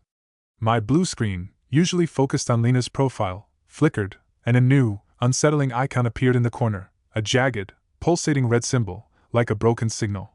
Unstable energy signature detected, distant. Source, unclassified. Lena, too, noticed the tremor. Her head snapped up, her scientific instincts on high alert. Did you feel that? She asked, her voice low. It's not a normal tremor. Too deep, too resonant. I didn't answer, my gaze fixed on the red icon. Unstable energy signature. Distant. It wasn't the subtle hum of the alien particles I'd absorbed. This felt larger, more powerful, and inherently volatile. The great unraveling wasn't just spreading its influence through microscopic particles and mutated organisms. Something else, something far more potent, was stirring. The victory of Lena's healing, the hope of the protocol, suddenly felt fragile against the backdrop of this new, unknown threat. We had a path to save humanity, but what new horrors were being born in the accelerating chaos of the universe? Chapter 20. The Silent Cure and the Enhanced Humanity. The plan was audacious, bordering on insane, but Lena's fierce resolve mirrored my own. We stood in the heart of the Biogenetics Institute, the hum of its systems a low thrum around us. The world outside was spiraling into chaos, but here, in this clandestine moment, we were about to launch humanity's silent counterattack. Are you certain about this? Lena asked, her voice hushed, her eyes scanning the empty lab. No one will know. No one will even feel it. My system indicates it's the most efficient way, I confirmed, my gaze fixed on the blue screen. The network protocol I had built shimmered, ready for activation. The global nanobot network is already in place. My neural network can interface with it, pushing the update gradually, silently, across the world. I mentally selected Y on the blue screen. A torrent of data, far vaster than anything I'd processed before, flowed through my perception. It wasn't a painful surge, but an immense, intricate tapestry of information. I could feel my neural network extending, reaching out, not just to the Institute's local systems, but beyond, across continents, oceans, connecting with the millions, then billions, of nanobots already residing within human bodies globally. On the blue screen, a new, dynamic map of the Earth materialized. Tiny, shimmering blue pulses began to appear, spreading outwards from our location, then from other major population centers, like a benevolent viral infection. Each pulse represented a cluster of nanobots being subtly recalibrated, updated to process the alien particles. It was a gradual rollout, designed to minimize strain on my system and prevent any detectable anomalies that might alert Kronos or other authorities. The process would take weeks, perhaps months, to fully propagate. It's happening, I murmured, watching the blue pulses spread. The update is initiating. It will be slow, imperceptible to most, but it's beginning.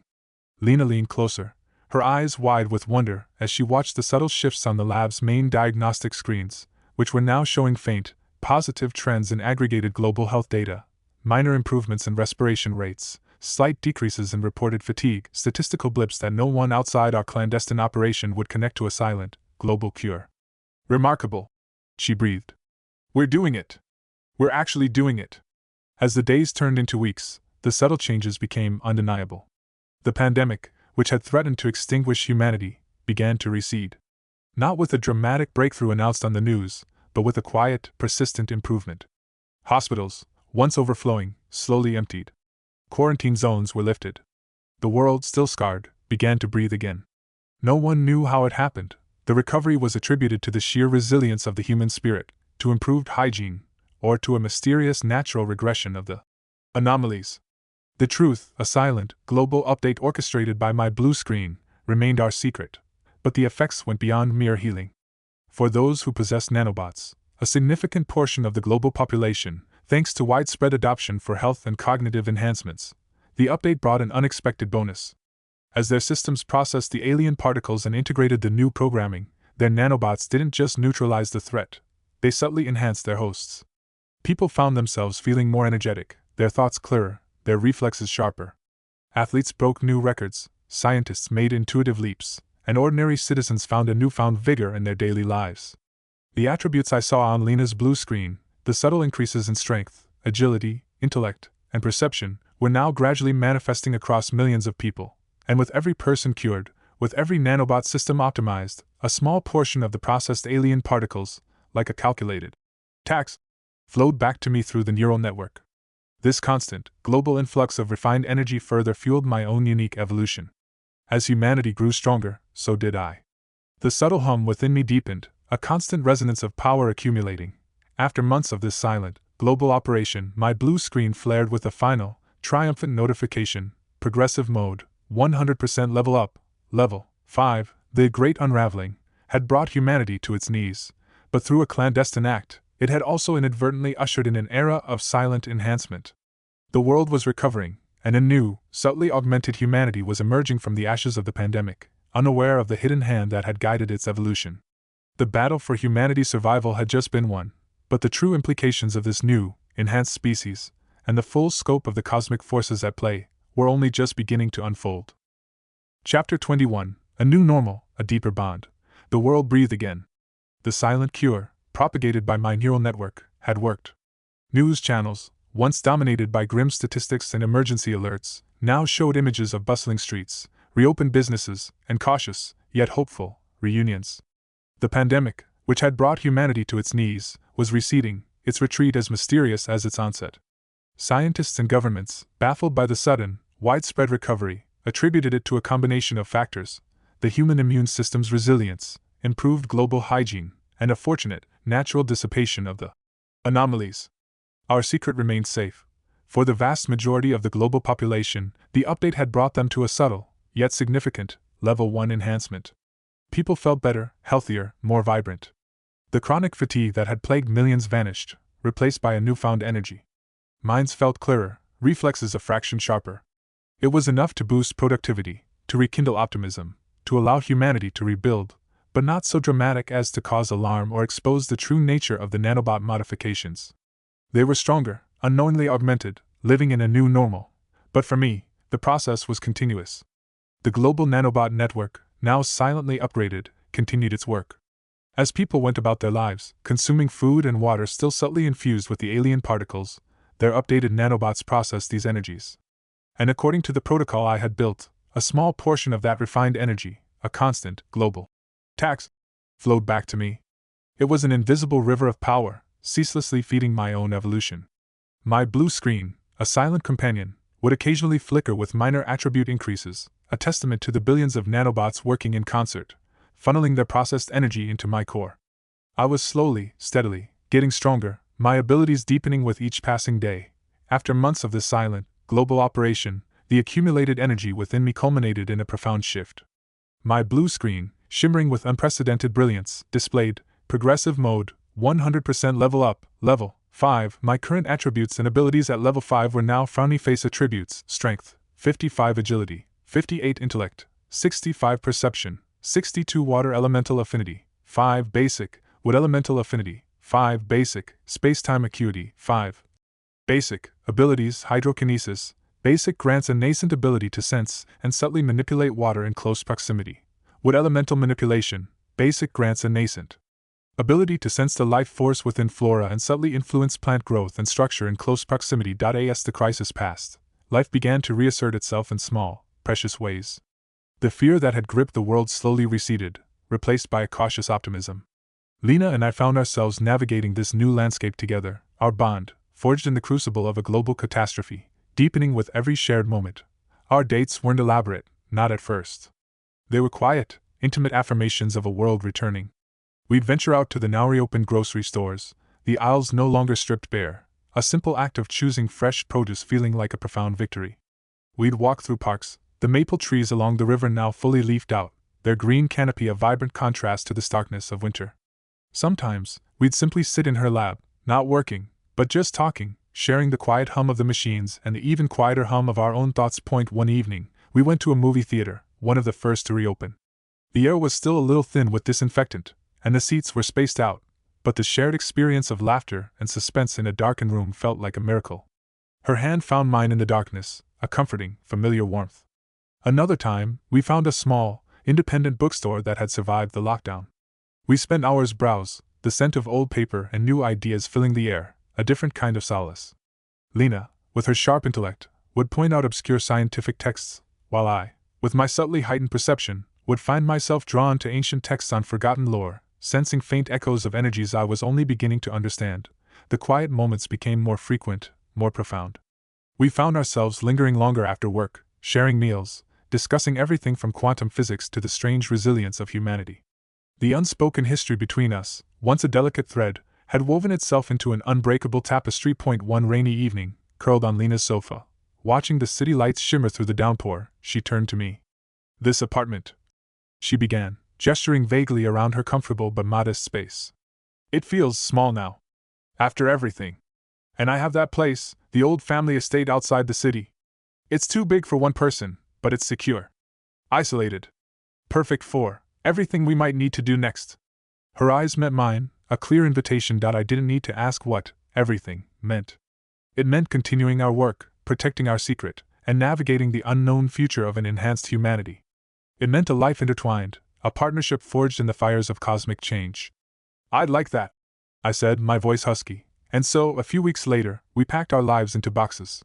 Lena's old family estate turned out to be a sprawling, secluded mansion nestled deep within a private, forested area, far from prying eyes. It was a place of quiet grandeur, with extensive grounds and, I noted with a flicker of my blue screen, a surprisingly robust, self-contained power grid. It was a sanctuary, a laboratory, and a home, all rolled into one. As we unpacked, the hum of the global nanobot network, silently flowing through me, felt like a constant, powerful reminder of the world we had silently changed, and the greater mysteries that still awaited us.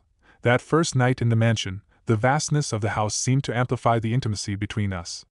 The soft glow of the moon filtered through the tall windows, painting silver streaks across the polished floors.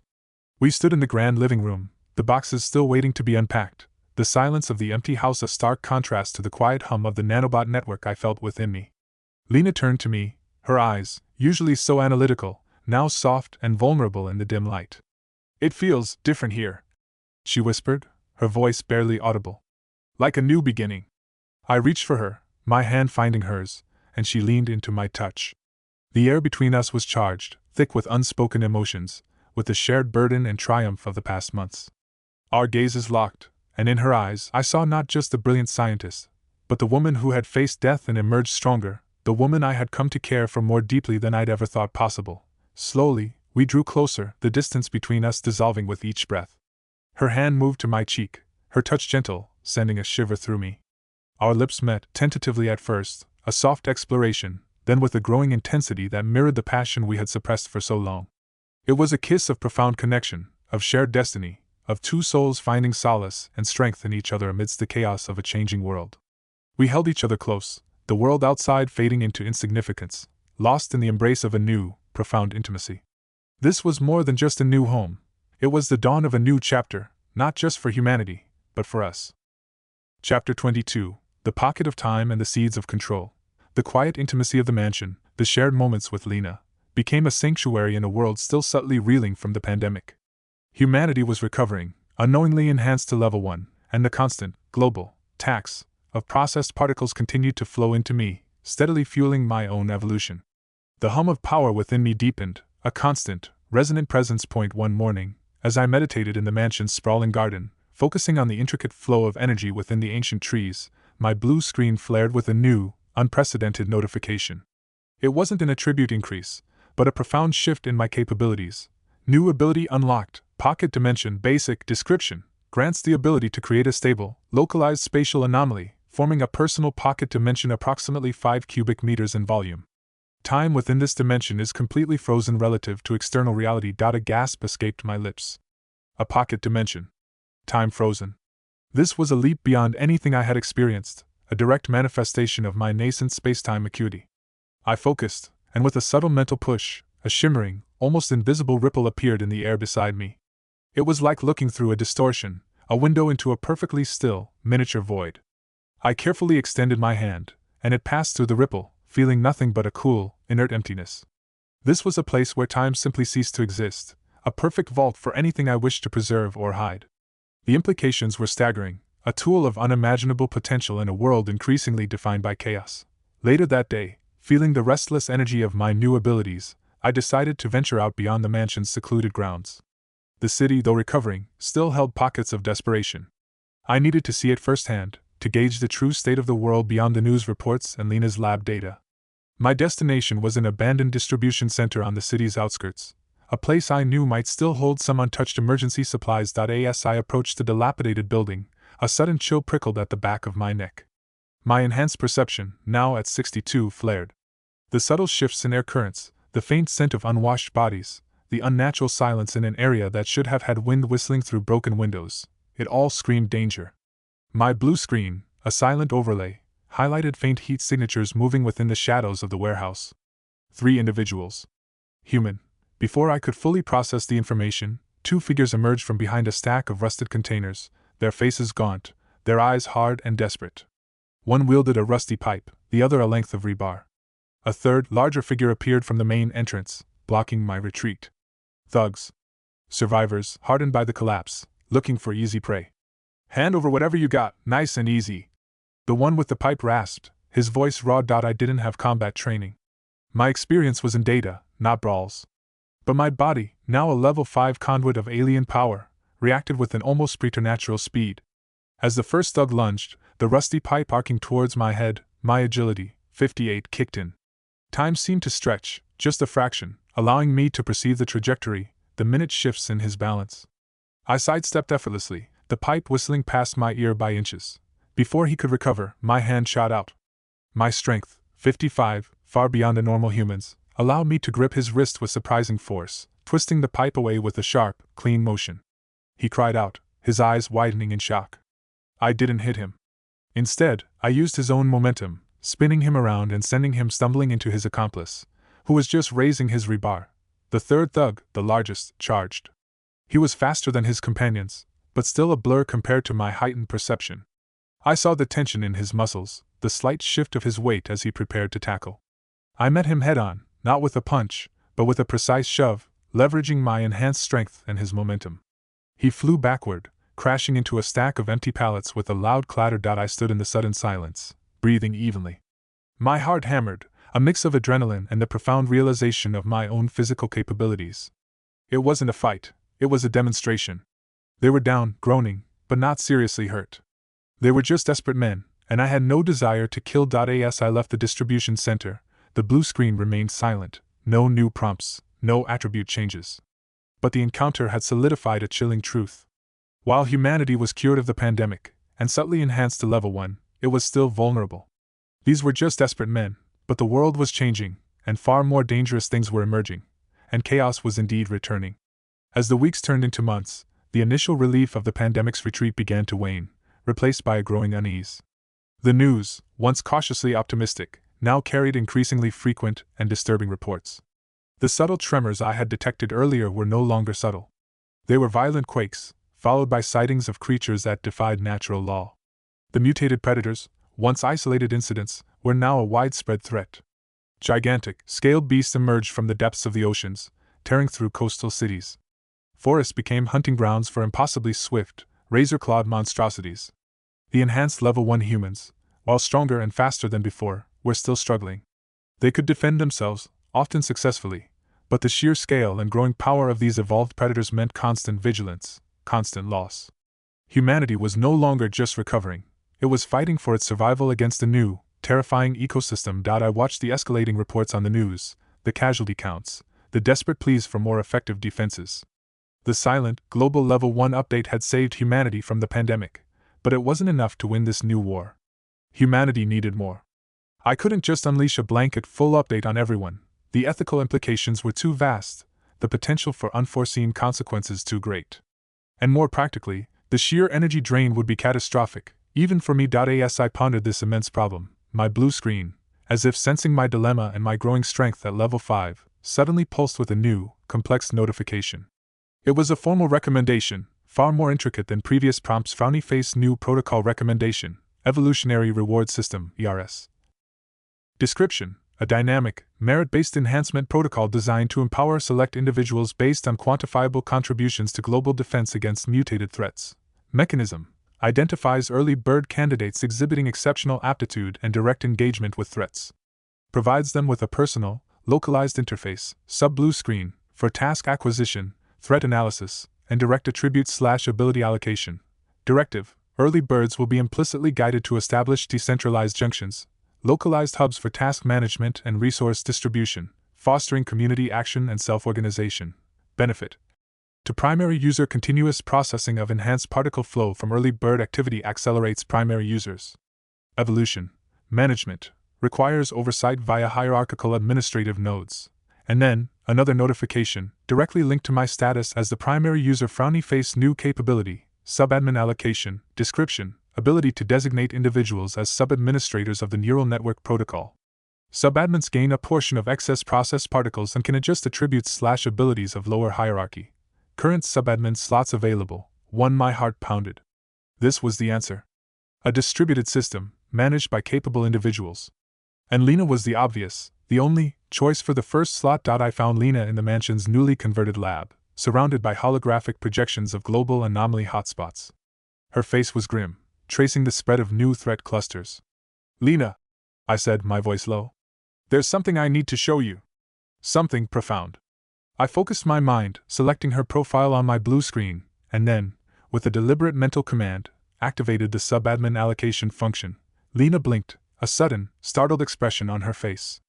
Her eyes, which had been fixed on the holographic map, suddenly seemed to defocus, then snapped back into sharp, almost luminous clarity. A faint, almost imperceptible shimmer passed over her, like a breath of cool air.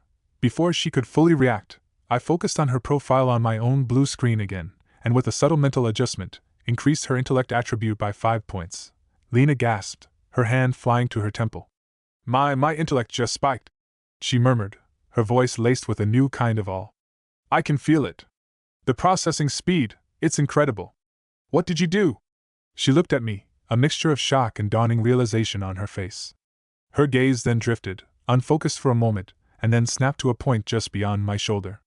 "And I can see it. My own system. My attributes. And a new interface. What is this blue screen?" Her voice rose, a mixture of disbelief and wonder. I smiled, a genuine, relieved smile. "Welcome to the next level, Lena. You're my first subadmin. And yes, you have a blue screen." I watched as her eyes, now scanning the new interface only she could see, widened further, absorbing the information. The implications of her own attributes, her newfound ability to perceive her nanobot system, began to sink in. "This changes everything," she breathed, her initial shock giving way to scientific curiosity. "This interface, it's incredible. It shows my attributes, my system status. And the connection, it's directly to your network, isn't it?" "Precisely," I affirmed, allowing her to process the initial shock and wonder. "My blue screen just proposed a new evolutionary reward system to deal with these escalating threats. It will identify and enhance individuals based on their efforts. And as a subadmin, you gain a portion of the excess processed particles from the global network, just like me. And you can adjust attributes and abilities of those lower in the hierarchy, once we establish it. Lena's eyes gleamed with understanding as she absorbed the details of the ERS protocol now visible on her own blue screen. A merit-based enhancement? A way to empower humanity to fight back, guided by a decentralized system, and we manage it. That's revolutionary. It incentivizes action, creates a natural selection for those willing to fight. But still, managing hundreds of millions of individual enhancement streams, ensuring fairness, preventing abuse, even with this new system, it's an immense task. It is, I admitted, my gaze drifting between my blue screen and Lena's now empowered expression.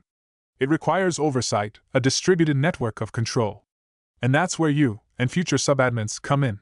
This is how we push humanity to the next level, Lena. Consciously. The world had been silently cured, and now, it was about to be consciously empowered. The path forward was clear, but the implications of this shared, hierarchical power were immense. We were no longer just scientists. We were architects of a new humanity, standing at the precipice of a future we could only begin to imagine. Chapter 23: The Scattered Seeds of Power. Lena stood before me in the lab, her eyes wide, scanning the new, translucent blue interface only she could see. Her hand, still at her temple, slowly lowered as the implications of her enhanced intellect and the presence of her own blue screen truly sank in. This is beyond anything I imagined, she breathed, her voice a mix of awe and scientific fervor. My attributes. I can perceive them. And the connection to your network, it's direct. You just changed me. Welcome to the next level, Lena, I affirmed, a genuine smile touching my lips. You're my first subadmin. And yes, you have a blue screen. I watched as she navigated the interface, her mind already racing through its functionalities. My blue screen just proposed a new evolutionary reward system to deal with these escalating threats. It will identify and enhance individuals based on their efforts. And as a subadmin, you gain a portion of the excess processed particles from the global network, just like me. And you can adjust attributes and abilities of those lower in the hierarchy, once we establish it. She nodded, her gaze fixed on her internal display. A merit-based enhancement. It's audacious, but brilliant. It incentivizes action. But how do we roll this out globally without drawing attention? And what about Kronos or governments? A system like this, if discovered, would be a massive power shift. That's why it's decentralized, at least initially, I explained. The ERS protocol, as suggested by my blue screen, is designed to identify early birds, individuals already exhibiting exceptional aptitude and direct engagement with the mutated threats. It will provide them with a personal, localized interface, a sub-blue screen. This interface will prompt them to extract residual particles from defeated threats via direct physical contact. These extracted particles are then processed by their nanobots, triggering attribute/ability enhancement. The directive for these early birds will be an intuitive understanding to seek others who carry the spark. Forge a junction. A junction is a place of shared purpose, where those who fight can connect, coordinate, and grow stronger together by pooling extracted particles and eventually accessing specialized nanobot-based extractions/distribution devices for more efficient reward collection. This approach makes it harder for any central authority to immediately identify and control the entire network. It's a slower, more organic spread, but it's the only way to build this without exposing my involvement, or the true nature of the protocol, to those who would seek to weaponize or suppress it. It's a risk, yes, but a calculated one. We need to empower humanity from the ground up, not wait for top-down approval that may never come. Lena's blue screen shimmered as she processed the ERS protocol. Understood, she murmured, her eyes now gleaming with a fierce resolve. It's a necessary gamble. With a shared glance, we initiated the ERS. On my blue screen, a new, dynamic map of the Earth materialized. Tiny, shimmering green pulses began to appear, spreading outwards from various hotspots, not from our location, but from where the early birds were already fighting. Each pulse represented a cluster of nanobots being subtly recalibrated, updated to process the alien particles and provide the initial, merit-based enhancements. It was a gradual rollout, designed to minimize strain on my system and prevent any detectable anomalies that might alert Kronos or other authorities. One such green pulse appeared in a crumbling Tokyo district. Kenji, a retired Special Forces operative, had just brought down a particularly vicious, mutated boar-like beast. Driven by grief and a fierce, primal need for vengeance, he'd been relentlessly hunting smaller variants. As the beast fell, his vision flickered. A faint, almost imperceptible blue shimmer appeared in the corner of his eye, showing a simple interface. Threat neutralized. 1. Reward pending. Extract residual particles via direct contact. Confusion warred with an instinctive understanding. He was being recognized. He was being rewarded. The thought of a junction felt like a natural next step, a way to coordinate the scattered efforts, and he intuitively understood, a place where these rewards could be more effectively managed.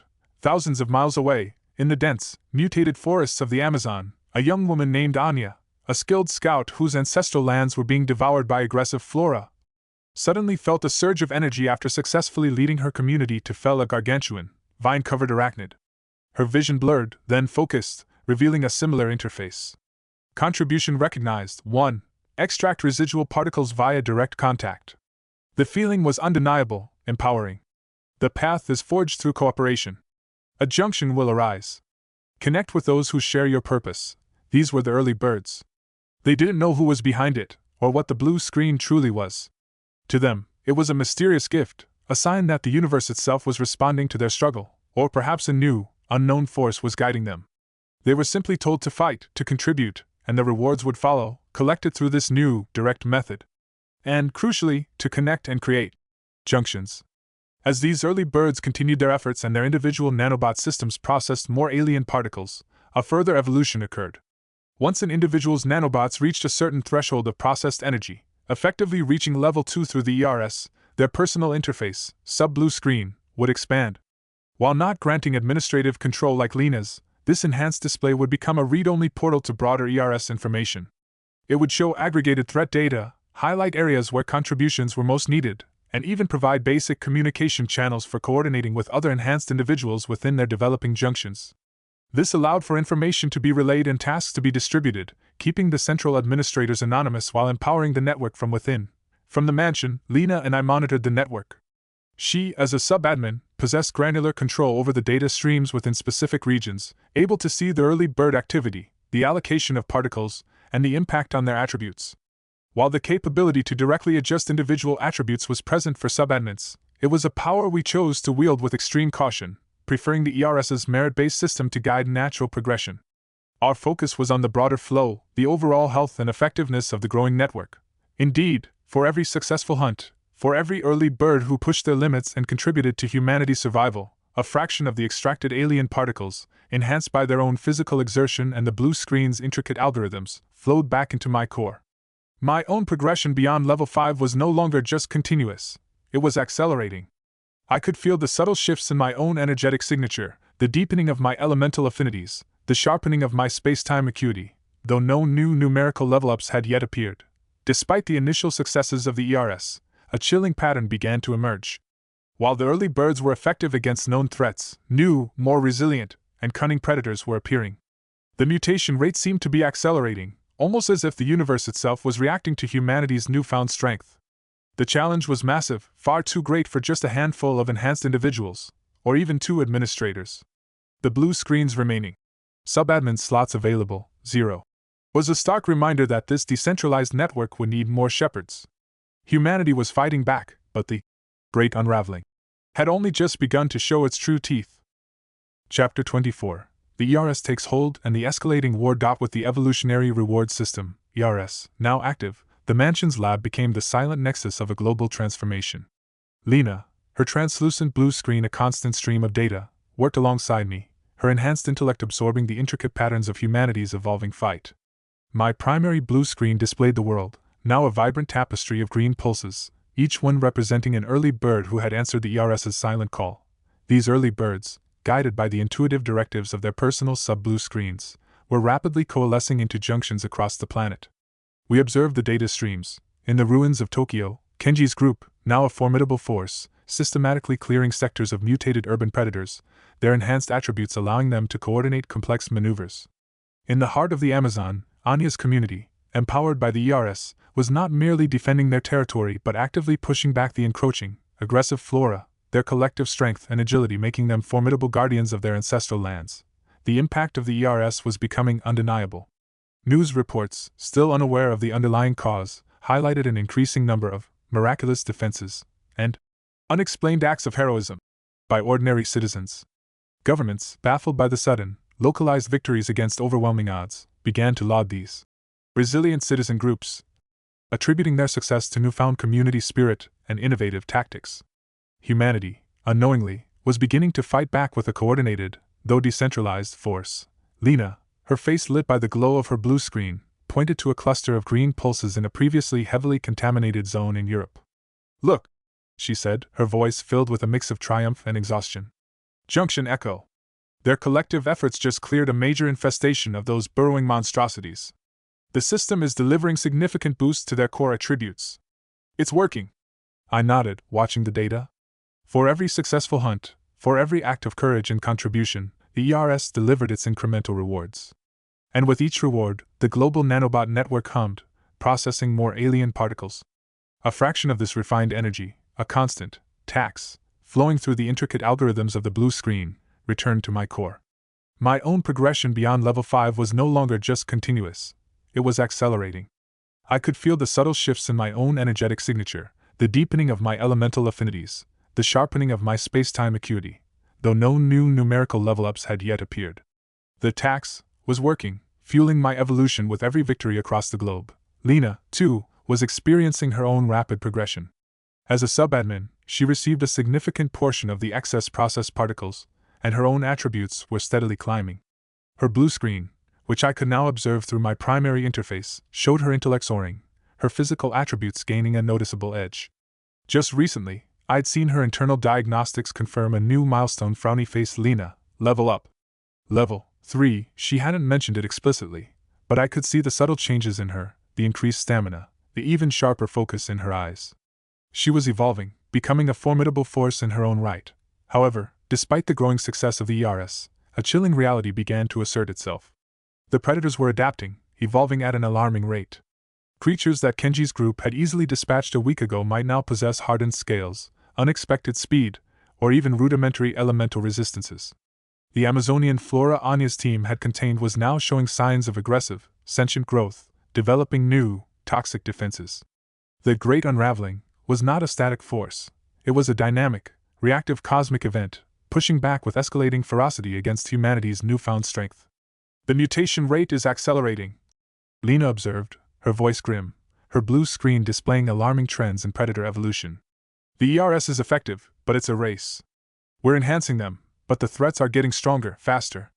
The level 2 read-only screens are helping with coordination, but it's not enough for the sheer scale of the problem. We can't just sit here and monitor," I said, my voice firm, a new resolve hardening my expression. "The threats are evolving too quickly. Modern weapons are becoming less effective against these new forms. We need to understand them, to find new ways to fight, new resources to leverage. Sitting here, monitoring, isn't enough anymore." Lena's eyes met mine, a flicker of understanding passing between us. "You mean, go out there?" I nodded. "Exactly. We're strong enough now, Lena. Stronger than anyone else. We need to be on the front lines, to directly observe these new mutations, to push our own limits, and perhaps, to discover what else the Great Unraveling has brought into our world. We can't manage this war from a distance forever. It's time for us to embark on our own journey." A slow smile spread across Lena's face, replacing the grim lines of exhaustion. "A journey," she repeated, the word tasting new and exciting. "Into the heart of the unraveling. I like the sound of that." The weight of the world was still immense, but now, we would face it head-on, together. Chapter 25, Into the Heart of the Junction.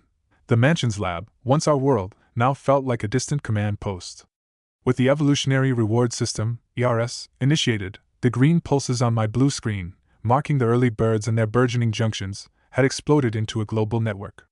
What began as scattered points of light now formed intricate webs, with larger, more established junctions acting as central nodes, and smaller, newly formed subjunctions branching off like capillaries. The intuitive guidance woven into the early birds' sub-blue screens was proving remarkably effective. They were seeking each other out, driven by a shared purpose and the promise of enhanced strength. The ERS was working, organizing humanity's fight from the ground up, a silent, decentralized revolution. Crucially, their sub-blue screens didn't just provide vague directives. Along with the prompt to forge a junction, they received intuitive blueprints and architectural schematics for these hubs, detailing optimal layouts for defense, resource management, and communication nodes. The purpose was clearly communicated: to create secure, self-sustaining centers for coordinating efforts against the mutated threats, and for the efficient collection and distribution of ERS rewards. At their core, these junctions relied heavily on repurposed quantum computing fragments and the pervasive nanobot technology, acting as localized processing hubs for the ERS, enabling the complex task allocation and particle-to-attribute conversion. Junction Delta 7, Lena announced, pointing to a cluster of activity on her blue screen, located in what used to be a major industrial zone a few hundred miles from the mansion. It's one of the most active. High volume of threat neutralization, consistent reward distribution. It's also relatively accessible. Our first stop, then, I confirmed, a sense of anticipation mixing with the familiar hum of power within me. Our journey, decided in the quiet of the lab, was beginning. It was time to move beyond observation and step directly into the fray. We needed to understand these junctions firsthand, to see how the ERS was truly shaping humanity, and to gauge the evolving threats with our own eyes. The drive was eerie. The highways, once bustling arteries, were now mostly deserted, overgrown in places, littered with abandoned vehicles. Every few miles, a rusted billboard for a forgotten product stood sentinel over a landscape subtly reclaimed by nature, or scarred by a recent predator attack. We traveled with an almost deceptive ease, our essential supplies and equipment stored within the secure, time-frozen confines of my 5 cubic meter pocket dimension. Our enhanced senses constantly scanned the periphery, our minds attuned to any shift in the environment. The continuous flow of processed particles from the ERS, the constant tax, from every successful hunt across the globe, had been steadily fueling our own evolution during this period of intense monitoring and planning. As we neared Junction Delta 7, the silence of the wilderness gave way to a low, persistent thrum. It wasn't the hum of quantum processors, but a raw, human energy. The air grew thick with the scent of wood smoke, ozone, and something metallic, the tang of recent combat. Ahead, a makeshift perimeter of salvaged scrap metal, reinforced concrete barriers, and flickering energy fences rose from the overgrown landscape. Floodlights, powered by a jury-rigged generator, cast harsh, dancing shadows against the twilight sky. This was it. This was a junction. The atmosphere was palpable, a stark contrast to the sterile calm of our mansion. It felt less like a scientific outpost, and more like a scene ripped from a post-apocalyptic action film. Figures moved with purpose, their faces grim but determined. There was a raw, visceral energy to the place, a constant hum of activity. As we passed through the checkpoint, a tense but efficient process handled by a few wary-eyed guards, their level 2 sub-blue screens likely guiding their assessment of us, the junction unfolded. It was a sprawling, chaotic hub of repurposed industrial buildings. Makeshift workshops buzzed with the clang of metal on metal, individuals sharpening crude blades or jury-rigging firearms. Small, heavily armed patrols, their gear a mix of salvaged military tech and improvised armor, moved in and out, their faces streaked with dirt and exhaustion. A central plaza, illuminated by harsh work lights, served as a gathering point. Here, groups of enhanced individuals, their movements subtly more fluid, their eyes sharper, discussed recent encounters, traded scavenged supplies.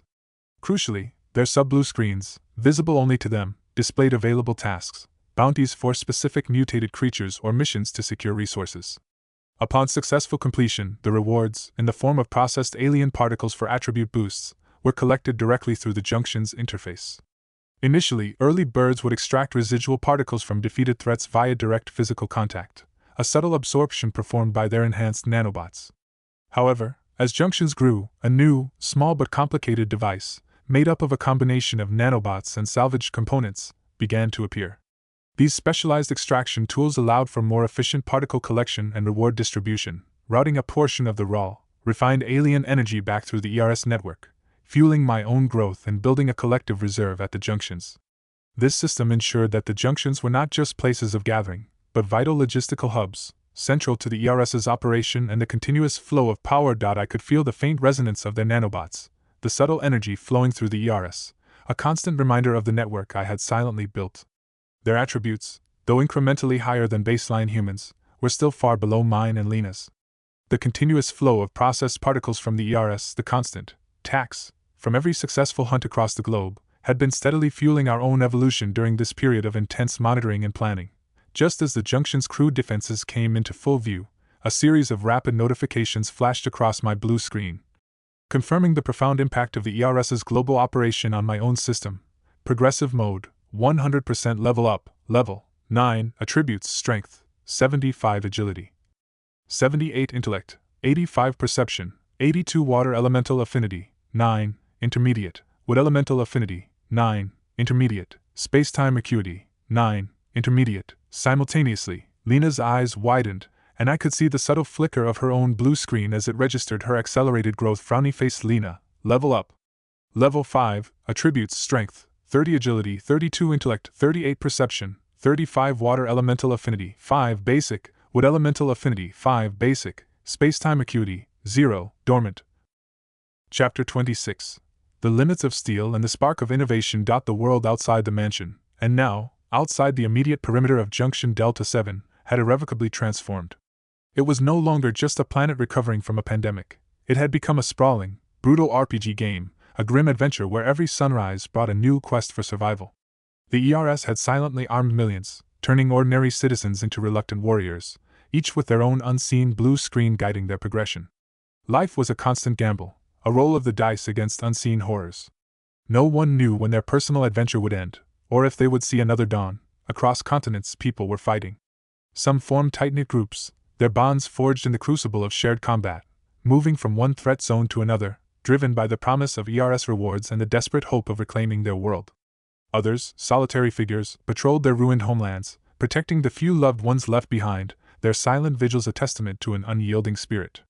Every shattered building, every overgrown street, every mutated forest held both danger and the potential for growth. The air itself seemed to hum with the tension of a perpetual battle, a silent war being waged by a humanity unknowingly augmented for the fight. Amidst this grim new reality, a strange silver lining had emerged. While traditional agricultural production had plummeted, leaving vast swathes of farmland barren or reclaimed by wild, mutated growth, the very creatures and flora that now stalked the earth proved to be a new, if dangerous, food source. The mutated animals, once subdued, were deemed edible, their meat surprisingly rich and dense with nutrients. Similarly, certain evolved flora, though requiring careful identification, offered sustenance, often with enhanced nutritional value. It was a blessing in sorrow, a brutal exchange where survival meant consuming the very essence of the unraveling world. Our first moments inside Junction Delta 7 were a sensory overload. The raw energy of the place, the grim determination etched on every face, was a stark contrast to the sterile calm of our mansion. We moved through the sprawling, repurposed industrial buildings, observing the early birds, their movements subtly more fluid, their eyes sharper, their nanobot signatures humming with the incremental boosts from the ERS. They were humanity's new frontline, organized and empowered by the silent system we had unleashed. I could feel the faint resonance of their nanobots, the subtle energy flowing through the ERS, a constant reminder of the network I had silently built. Their attributes, though incrementally higher than baseline humans, were still far below my level 9 and Lena's level 5. My perception, at 82, effortlessly picked up the minute details, the slight tremor in a veteran hunter's hand, the focused intensity in a young scout's gaze, the subtle shifts in their nanobot signatures as they collected rewards via the specialized extraction tools. Lena, walking beside me, her own level 5 enhanced senses taking it all in, leaned close. "It's exactly as the data suggested," she murmured, her voice low. "Raw, efficient. And no one here has any idea how it's truly working." "Good," I replied, keeping my voice neutral, my expression carefully blank. "We need to keep it that way." Our own power was a secret we had to guard fiercely. We blended into the bustling chaos, two powerful anomalies hidden in plain sight, ready to observe, to learn, and to guide the next phase of humanity's desperate war.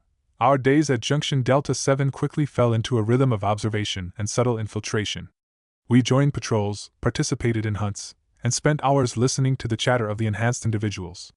The raw energy of the junction was infectious, a testament to humanity's resilience, but the underlying tension was palpable. The early birds were strong, their enhancements making them formidable, but the threats they faced were evolving at a terrifying pace. I watched a group of hunters return from a skirmish, their faces grim. One, a burly man named Marcus, his strength attribute clearly boosted, slammed his battered assault rifle onto a makeshift workbench. "Useless!" he snarled, kicking at a dented barrel. "Took 3 clips just to slow that thing down. Its hide was like steel, and it moved too fast for a clear shot." Lena, ever the scientist, leaned in, her eyes scanning the weapon. "The composition of these creatures' hides is changing," she murmured, her blue screen silently analyzing the data I was also perceiving. "Increased density, rapid cellular regeneration. Conventional ballistics are losing their efficacy." My own observations confirmed it. The data flowing through the ERS, coupled with my direct perception of the mutated fauna, painted a grim picture. What had once been a challenging hunt now required disproportionate effort and ammunition. Standard firearms, once humanity's great equalizer, were becoming little more than noisy distractions against the larger, more evolved predators. Even the enhanced strength of the early birds was often insufficient for close-quarters combat against the beast's hardened carapaces and razor-sharp limbs. One evening, as we sat by a crackling fire, listening to the distant roars of unseen creatures, Lena traced patterns on her blue screen. The energy signatures of these evolved predators, they're unique. Not just raw power, but a complex, almost crystalline structure to their biological makeup.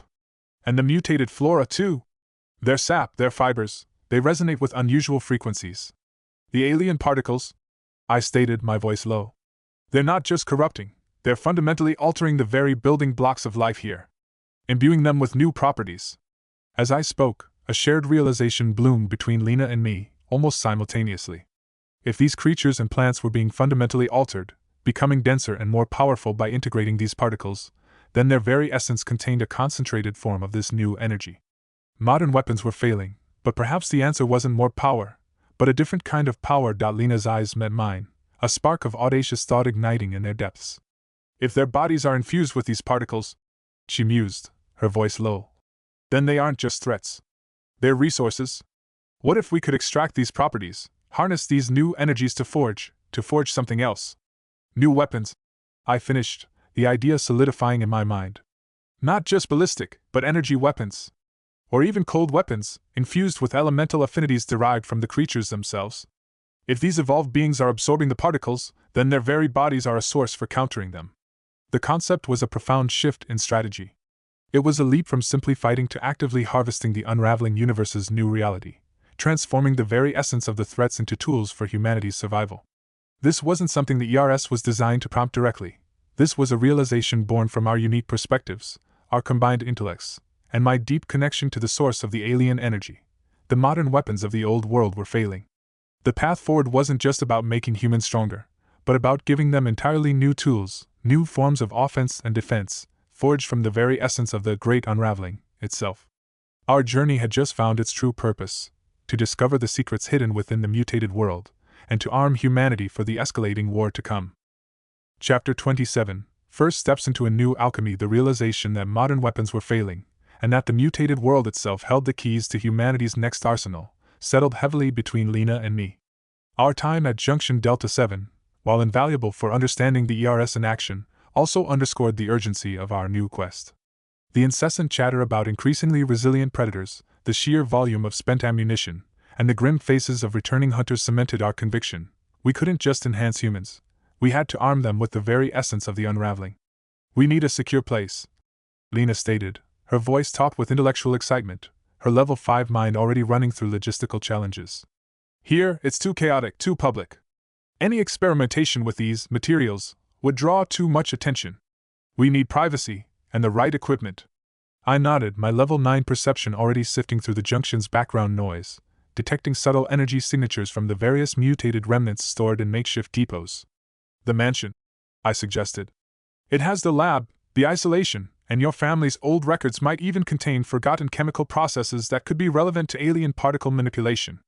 It's a risk to leave the front lines, but we can't develop these solutions in plain sight.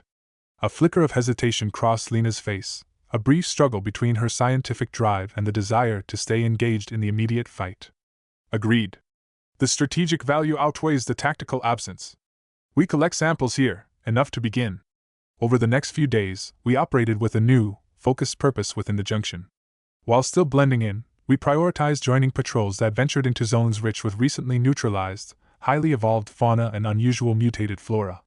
My blue screen, constantly analyzing the data, became an invaluable guide, highlighting specific creatures with denser energy signatures or plants that pulsed with unique frequencies. That one, I pointed to a particularly gnarled, multi-tendrilled plant that had been brought back by a scavenging team. Its fibers, to my perception, resonated with a faint, almost icy hum. And the carapace from that stoneback beast they just took down yesterday. Lena, following my gaze, used her own enhanced senses to confirm the subtle energy readings. Fascinating, she murmured, carefully extracting samples. They're exhibiting properties beyond simple biological matter. It's like living ore. We gathered what we could, storing the volatile samples within the time-frozen security of my pocket dimension.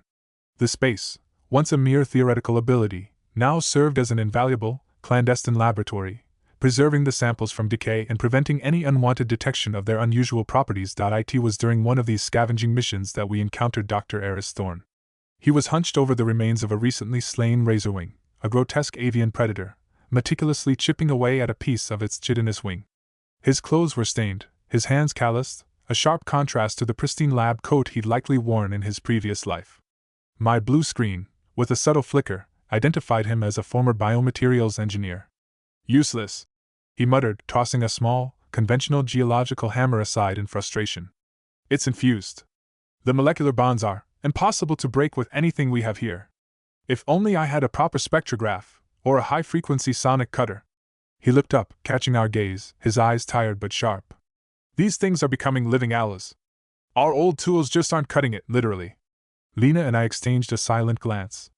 Eris, with his scientific background and obvious frustration with conventional limitations, was precisely the type of mind we needed. His struggle mirrored our own, but he lacked the key, the blue screen's insight into alien particle manipulation. He was a potential, a trusted hand for the future, if we could ever bring him into the fold. The atmosphere in Junction Delta 7, meanwhile, grew grimmer. More hunters returned injured, their conventional weapons bent or broken. The roar of mutated creatures, once an infrequent terror, was becoming a common soundtrack to the night. The ERS continued to provide enhancements, enabling them to survive, but the gap between human power and evolving threat was widening. Their Level 2 sub-blue screens showed increasingly desperate tasks, larger bounties for more dangerous creatures. It was a clear signal that the ERS, while effective, was struggling to keep pace with the unraveling's accelerated mutation rate. ASI absorbed the relentless data, processing the escalating threat and the dwindling effectiveness of current methods. A profound shift rippled through my own system. The constant influx of refined alien particles, the attacks, from every ERS-enhanced individual across the globe, culminated in a surge of energy that resonated through my very core. My blue screen flared, eclipsing all other displays. Progressive mode, 100% level up, level 10. Immediately following this, a new, critical notification materialized. Frowny face, new capability, specialized protocol engineers slots available. 5. Description, ability to designate individuals to manage and refine specific aspects of the ERS protocol, particularly related to new resource utilization. Operates under direct oversight of sub-administrators. Recommendation, allocate based on expertise in new resource utilization. The revelation sent a jolt through me. Level 10.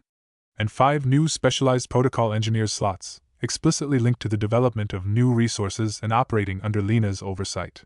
This was the breakthrough we needed, a direct answer to the limitations of steel and the growing scale of the problem. It confirmed that the path forward wasn't just about pushing existing boundaries, but about entirely new forms of power and tools. My gaze instinctively drifted back to Dr. Eris Thorne, still meticulously examining the razorwing chitin. He lacked the knowledge, the connection, but he possessed the foundational expertise in biomaterials. He, and others like him, now represented the key to unlocking humanity's next arsenal, a potential bridge between the raw power of the unraveling and the desperate need for new, elemental weaponry and sustenance. The real work was about to begin. Chapter 28. A new ally, a deeper understanding. My recent Level 10 ascension had brought a profound new clarity. The flow of information from the ERS network was no longer just data.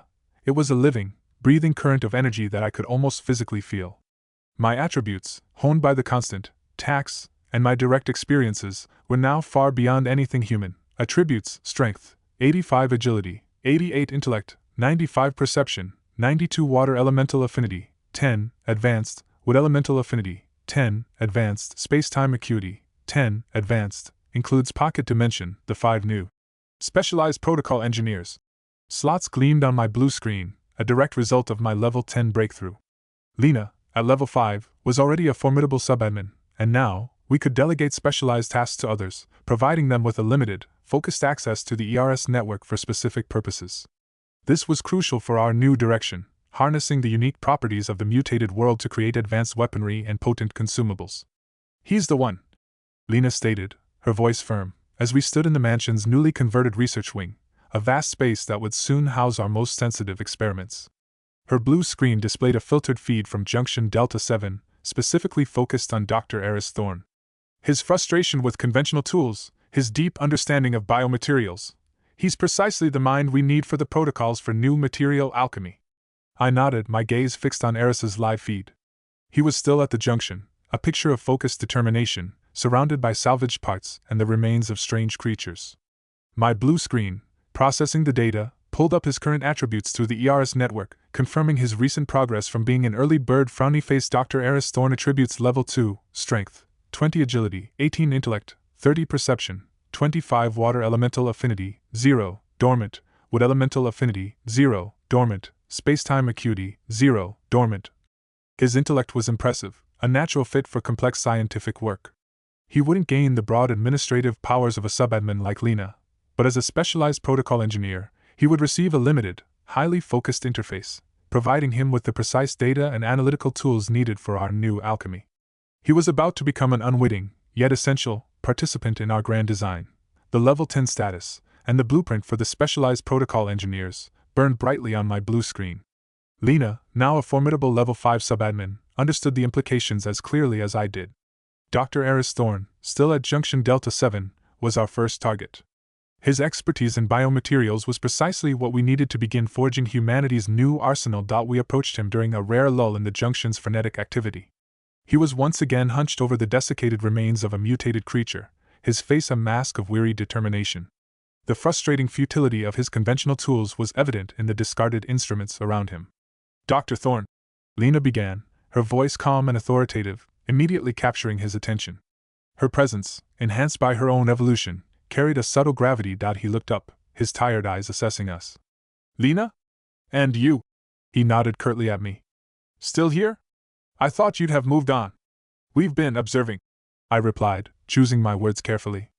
And we've come to a conclusion that mirrors your own frustrations, Doctor.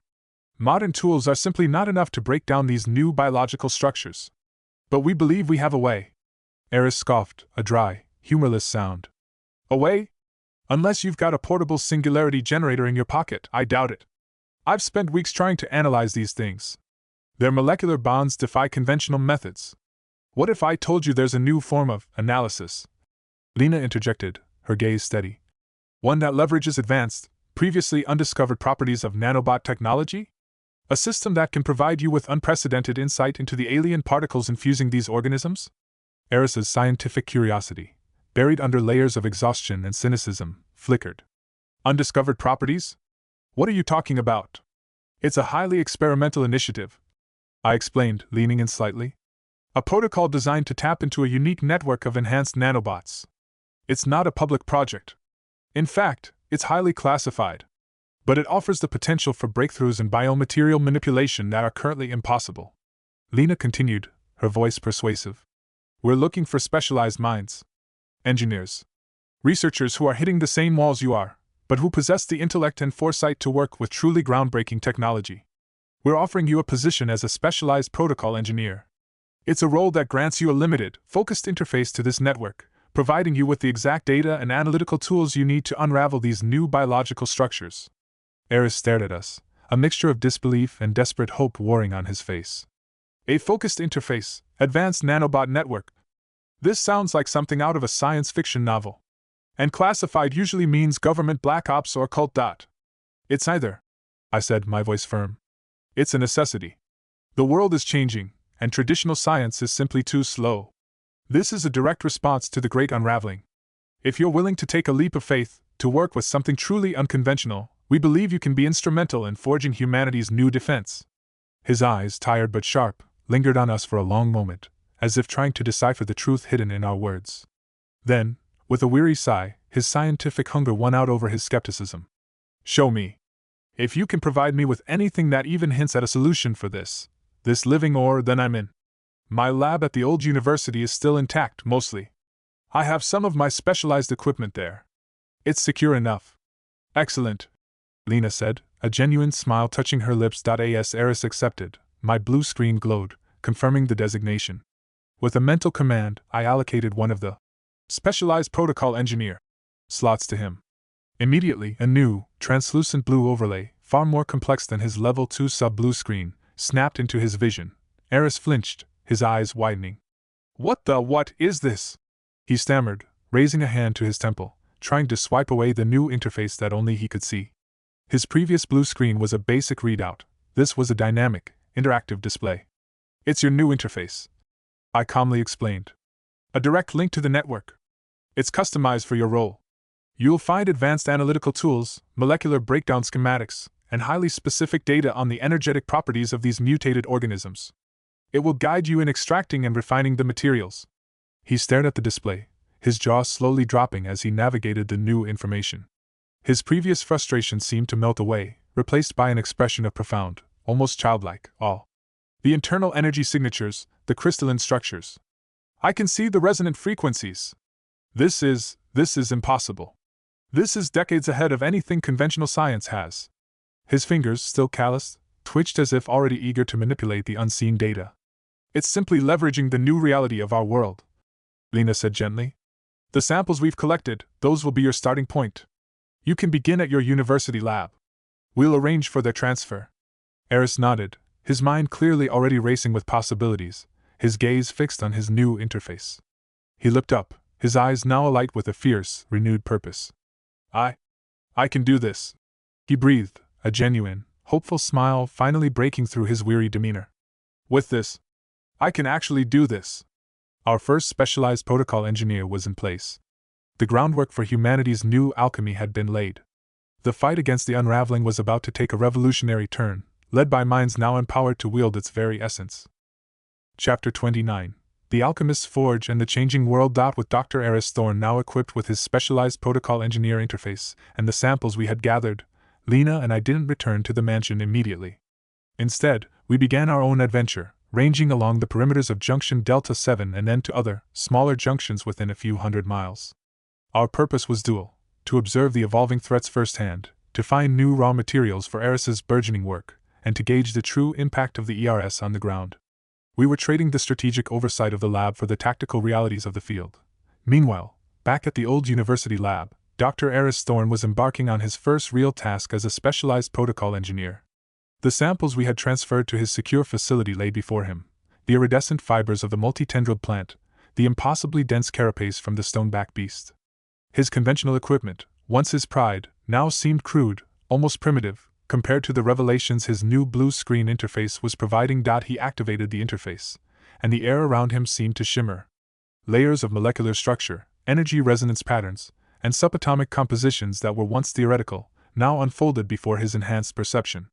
The razor-wing chitin, which had resisted his best physical tools, now presented itself as a complex lattice of alien particles woven into biological material, pulsating with faint, unique frequencies. His blue screen provided real-time analysis, breaking down the molecular bonds, suggesting energy wavelengths required for deconstruction, and highlighting pathways for isolating specific infused properties. Incredible! Eris breathed, his voice thick with a mixture of disbelief and intellectual hunger. His intellect, though not at my level, was still exceptionally high, allowing him to absorb the torrent of information with astonishing speed. He began to work, not with hammers or saws, but with precise, almost surgical manipulations guided by the blue screen. He was learning to coax the raw alien energy from the samples, to understand their resonant frequencies, to see them not as dead tissue, but as living, potent ore. The core of his new alchemy was already taking shape. During our travels, the stark reality of the world's transformation became even more apparent. The old political map, once a patchwork of nations, was dissolving. Small countries had effectively ceased to exist, their infrastructure collapsing under the weight of the mutated threats and the pandemic's lingering effects. Even large cities, once bastions of civilization, were slowly abandoned, their empty husks now serving as hunting grounds for mutated creatures or as treacherous scavenging sites. Humanity was retreating, consolidating. People migrated towards the relative safety and organized structure of the junctions, drawn by the promise of ERS enhancements and coordinated defense. These junctions, whether large or small, were becoming the new cities, the new bastions of civilization. Around their fortified cores, new layers of habitat emerged, growing organically like concentric rings.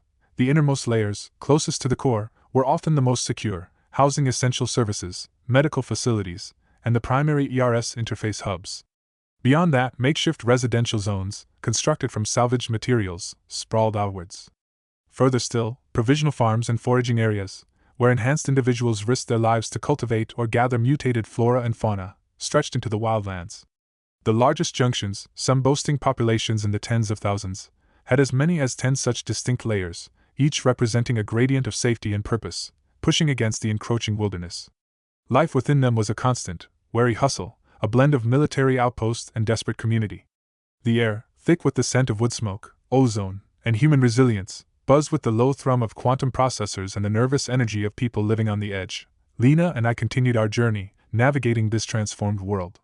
My blue screen remained active, monitoring the subtle shifts in the global ERS network, ensuring the silent updates continued to propagate, and the early birds continued to gain their incremental enhancements. We observed the myriad ways humanity was adapting, groups fighting together, others protecting their loved ones, and solitary figures simply trying to survive. News feeds, when we could access them, flickered silently on secondary screens, depicting new, more grotesque creatures emerging from previously dormant zones, their forms defying known biology, their power growing exponentially. From time to time, during brief returns to the mansion, Lena and I settled into the quiet hum of the main lab. Our advanced blue screens displayed a consolidated view of the global ERS, showing the ongoing progress of human enhancement, but also the relentless, accelerating mutation rate of the threats. ERS is starting to make progress, I informed Lena, sharing a filtered feed of his initial analytical results. The data, though raw, showed promising insights into the fundamental composition of the mutated materials. Lena nodded, her gaze fixed on the escalating threat reports. Good. We need it. The Level 1 enhancements are helping humanity survive, but these new creatures, they require a different kind of fight. She looked at me, her eyes reflecting the immense challenge ahead. We're building the forge, but the monsters are multiplying faster than we can create the weapons. We need to find more arises. More minds that can leverage these new protocols. The unraveling isn't slowing down. Chapter 30. The Network's Retribution and the First Alchemist's Blade. Lena and I continued our journey along the shifting perimeters of the junctions, observing humanity's desperate fight and the relentless evolution of the mutated threats. My blue screen remained a constant stream of data, consolidating intel from early birds across the globe, providing a comprehensive picture of the ERS's efficacy and the dangers that loomed. The decentralization of the network was proving to be its greatest strength, an organic, adaptable web in a world that craved order but could no longer sustain central control. It was during one of our brief returns to a less active observation post, nestled amidst the ruins of what was once a sprawling data center, that my blue screen flared with an unprecedented alert. It wasn't a mutation spike or a new threat signature. This was a direct, aggressive breach attempt on the ERS neural network itself. The source was a coordinated effort, originating from several deeply hidden government and corporate data bunkers, likely remnants of Kronos or similar intelligence agencies. Their sophisticated cybernetic probes, remnants of a bygone era of information warfare, were attempting to brute force their way into the decentralized architecture, seeking control, seeking to understand the source of humanity's sudden, unexplained resilience. My Level 10 intellect processed the assault in milliseconds. The ERS, built on the very principles of the unraveling's chaotic yet interconnected energy, was designed with inherent, self-repairing, and defensive protocols far beyond anything human-made. It wasn't just code, it was a living, distributed consciousness, interwoven with the nanobot fabric of every enhanced individual. The moment the probes attempted to establish a deep, unauthorized connection, the network reacted. It wasn't a firewall or a denial-of-service attack. It was a surgical expulsion. The very nanobots within the bodies of the individuals operating those probes, individuals who had, ironically, gained their Level 2 enhancements through the very ERS they were now trying to subvert, detected the hostile intent. Across the globe, in those dark bunkers, chaos erupted. On my blue screen, I saw the abrupt disconnections, the sudden, violent energy spikes as the nanobots, responding to the violation of the ERS core tenets, initiated a rapid, forced degradation. The sub-blue screens of the hackers flickered, glitched, and then vanished. Their enhanced attributes, the subtle strength, agility, and improved intellect they had gained, evaporated. I watched, detached yet grimly satisfied, as the digital profiles of those attempting the breach reverted to baseline human. Their physiological data confirmed the nanobot degradation, their increased muscle density softened, their heightened reflexes dulled, their improved cognitive processing slowed to pre-RS levels. They were, in an instant, removed from the network, their nanobots degraded, changing them back to normal humans. The attempt was a spectacular, silent failure, and a chilling demonstration of the ERS's self-preservation mechanism and my own ultimate control over its foundational layers. Meanwhile, Eris Thorn, oblivious to the silent digital war that had just unfolded, was in his element. The filtered feed I received of his lab was a testament to his intellect and the power of his specialized protocol engineer interface. Guided by the granular data provided by his unique blue screen, he had moved beyond simple analysis. Eureka! His voice, raspy from days of intense focus, echoed through the calms Lena and I maintained. The crystalline structure of the stoneback beast's hide, it's a perfect conductor. And the resonance from the razor wing chitin acts as a catalyst when infused. He held up a newly forged blade. It wasn't steel. It was a composite of refined chitin and a gleaming, almost translucent material extracted from the stone-back carapace. As he activated a minor power conduit, the blade didn't merely glow, it vibrated with a low, resonant hum, and a faint, shimmering blue aura crackled along its edge. "I call it the resonance blade," Eris announced, his eyes shining with triumph. "It's not about brute force. The blade's edge resonates at a frequency that directly disrupts the alien particle integration within mutated tissue. Against a level 3 beast, it's like cutting through butter." His preliminary tests, relayed through his blue screen, were staggering. A single strike from the resonance blade inflicted damage equivalent to a full magazine of conventional assault rifle fire, but without the need for ammunition. Its efficiency against even mid-tier mutated threats was unprecedented. This wasn't just a weapon, it was a tool that understood and countered the very essence of the unraveling. The success of the resonance blade was a turning point. Lena and I immediately recognized its potential. The ERS was designed for rapid dissemination of crucial information. While the detailed blueprints for the blade were complex, suitable only for specialized protocol engineers like Eris, the concept and the basic material requirements could be distributed. Within weeks, the blueprints for simplified versions of the resonance blade, along with instructions for extracting and refining the necessary mutated components, began to appear on the blue screens of designated early birds and other major junctions.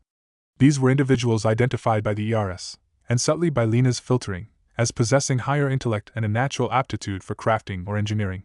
"We're calling them Forge Masters," Lena explained, observing the new activity spikes on her global ERS map. "They won't have Eris's full analytical capabilities, but they'll receive enough schematic and procedural data to replicate the basics. We're creating a new tier within the ERS, a manufacturing and distribution group. Dedicated workshops, often makeshift but furiously active, sprung up within the larger junctions. The resonance blades, crude at first, then increasingly refined as the Forge Masters honed their skills and exchanged tips through limited ERS communication channels, became a symbol of hope. The efficiency was undeniable. Hunters who once struggled with heavily armored beasts found them falling with startling ease. The cost in human lives and conventional resources plummeted. This was more than just a new weapon. It was the first tangible manifestation of humanity's new alchemy, a proof of concept that the unraveling could be turned against itself. The silent cure had saved humanity from extinction, but the conscious evolution, now armed with its first true weapon, was beginning to reclaim the world, one mutated resource at a time. The battle was far from over, but for the first time, victory seemed like a tangible possibility. Chapter 31. The Arsenal's Genesis and the growing shadow. The success of the resonance blade echoed across the burgeoning ERS network, a tangible testament to the new alchemy Dr. Eris Thorne had pioneered. Its unprecedented efficiency against mutated threats, even mid-tier ones, instantly transformed the landscape of combat in the junctions. Hunters who had once struggled, now returned with grim satisfaction, their resonance blades humming faintly with power. This newfound effectiveness meant a dramatic increase in available research material. More mutated creatures were brought down, their unique biological components now seen not just as threats, but as valuable raw resources. Eris's lab, though still at the old university, became a focal point of these recovered materials, a constant stream of iridescent chitin, pulsating glands, and uniquely resonated flora arriving for his meticulous analysis. Driven by the immediate success, Eris, guided by his specialized protocol engineer interface and subtle nudges from Lena and me, plunged into expanding the weapon tech. His research quickly branched out from just blades. The principles of infusing alien particles to create resonant frequencies were applicable to a variety of melee weapons. Blueprints for resonance axes, capable of cleaving through hardened carapaces, and resonance spears, designed for piercing tough hides, began to take shape on his blue screen. Each new design was iterated, refined, and tested against the ever-evolving threats, slowly building a diverse arsenal of cold weapons, tools that relied on the innate properties of the unraveling itself, rather than conventional explosives or propellants. The logical next step, and perhaps the most crucial for truly reclaiming swathes of the world, was to adapt this technology to ranged combat. Eris began intensive research into implementing similar tech for bullets and ballistic weapons. This presented a new set of challenges: how to miniaturize the resonant frequency generators, how to ensure stability upon impact, and how to mass-produce such intricate components. His blue screen filled with complex simulations of particle-infused projectiles, energy transfer dynamics within rifle barrels, and the precise calibration needed to make a single bullet carry the destructive power of the resonance blade. The idea of bullets that could disrupt alien particle integration with every shot rather than just relying on kinetic force, was a game changer. Meanwhile, the global powers that had attempted to breach the ERS network were reeling from their spectacular failure. Their probes had been surgically expunged, their enhanced agents reverted to baseline humans in a terrifying, undeniable demonstration of the network's invulnerability. Unable to control or even comprehend the ERS, their attention now shifted to the only visible manifestation of its success: the new weapons. Intelligence agencies, still operating in the shadows, began to observe the junctions, tracking the increasing appearance and devastating effectiveness of the resonance blades and other emerging prototypes. They compiled reports on the Forge Masters, the manufacturing and distribution groups that had sprung up, churning out these advanced tools. They tried to trace the origin, to understand the materials, to replicate the process. But without access to the ERS neural network, without the specialized protocol engineer interface, without the subtle guidance from Lena and me, all their efforts were futile. They could see the results, feel the shift in power on the battlefield, but they had no measure to take, no way to effectively penetrate or control this new, decentralized revolution that was arming humanity from within. The ERS remained an enigma, an unstoppable force quietly transforming the world from the ground up, now arming it with its own tailored weapons. Chapter 32: The Network Surge and the First Elemental Harvest. The new weapon, the Resonance Blade, proved to be incredibly effective. Its ability to directly disrupt the alien particle integration within mutated tissue meant that even against formidable Level 3 beasts, it cut through their hardened forms with unprecedented efficiency. This immediate success provided an influx of research material. Every creature brought down with these new tools yielded valuable biological components for further study. Dr. Eris Thorne, guided by his specialized protocol engineer interface, was in his element, his lab becoming a hub for these unique resources. Building on these principles, Eris quickly expanded his research to produce a variety of similar, cold weapons, and was initiating intensive research into implementing similar tech for bullets and other ballistic weapons. Our journeys along the perimeters of the burgeoning junctions, observing the changing world and seeking new insights, had become a grim rhythm. The resonance blades were indeed game changers, pushing back the immediate tide of mutated threats. Eris's reports, relayed through his specialized protocol engineer interface, showed relentless progress in weapon development, and Lena, ever the strategic mind, was meticulously coordinating the Forge Masters to expand manufacturing across the network. Yet, for all their effectiveness, these new weapons often came at a cost: intense, brutal skirmishes that left even enhanced early birds battered and bleeding. "We need something for immediate recovery," Lena stated one evening, patching into my blue screen from her temporary lab setup near Junction Sigma 9. Her face, usually composed, showed a flicker of fatigue. "The healing processes the ERS provides are passive, integrated over time. But out in the field, when a hunter takes a critical hit, they need something now. A rapid restorative." Her words resonated with my own observations. My blue screen, constantly processing global data, showed spikes in medical resource consumption within junctions after major engagements. The idea of an immediate healing potion began to crystallize. It was a leap from passive enhancement to active restoration, a vital next step for humanity's survival. Lena, with her biogenetics background and her attributes, was already running theoretical simulations on how to harness mutated flora for such a purpose. Days later, a triumphant surge of data flooded my blue screen. Lena's voice, brimming with excitement, followed shortly after. "I've done it! The sap from the glowmoss vine, its properties are unique. It contains a highly concentrated, yet stable, form of raw alien energy. With the right refinement protocol, I can create a rapidly acting restorative."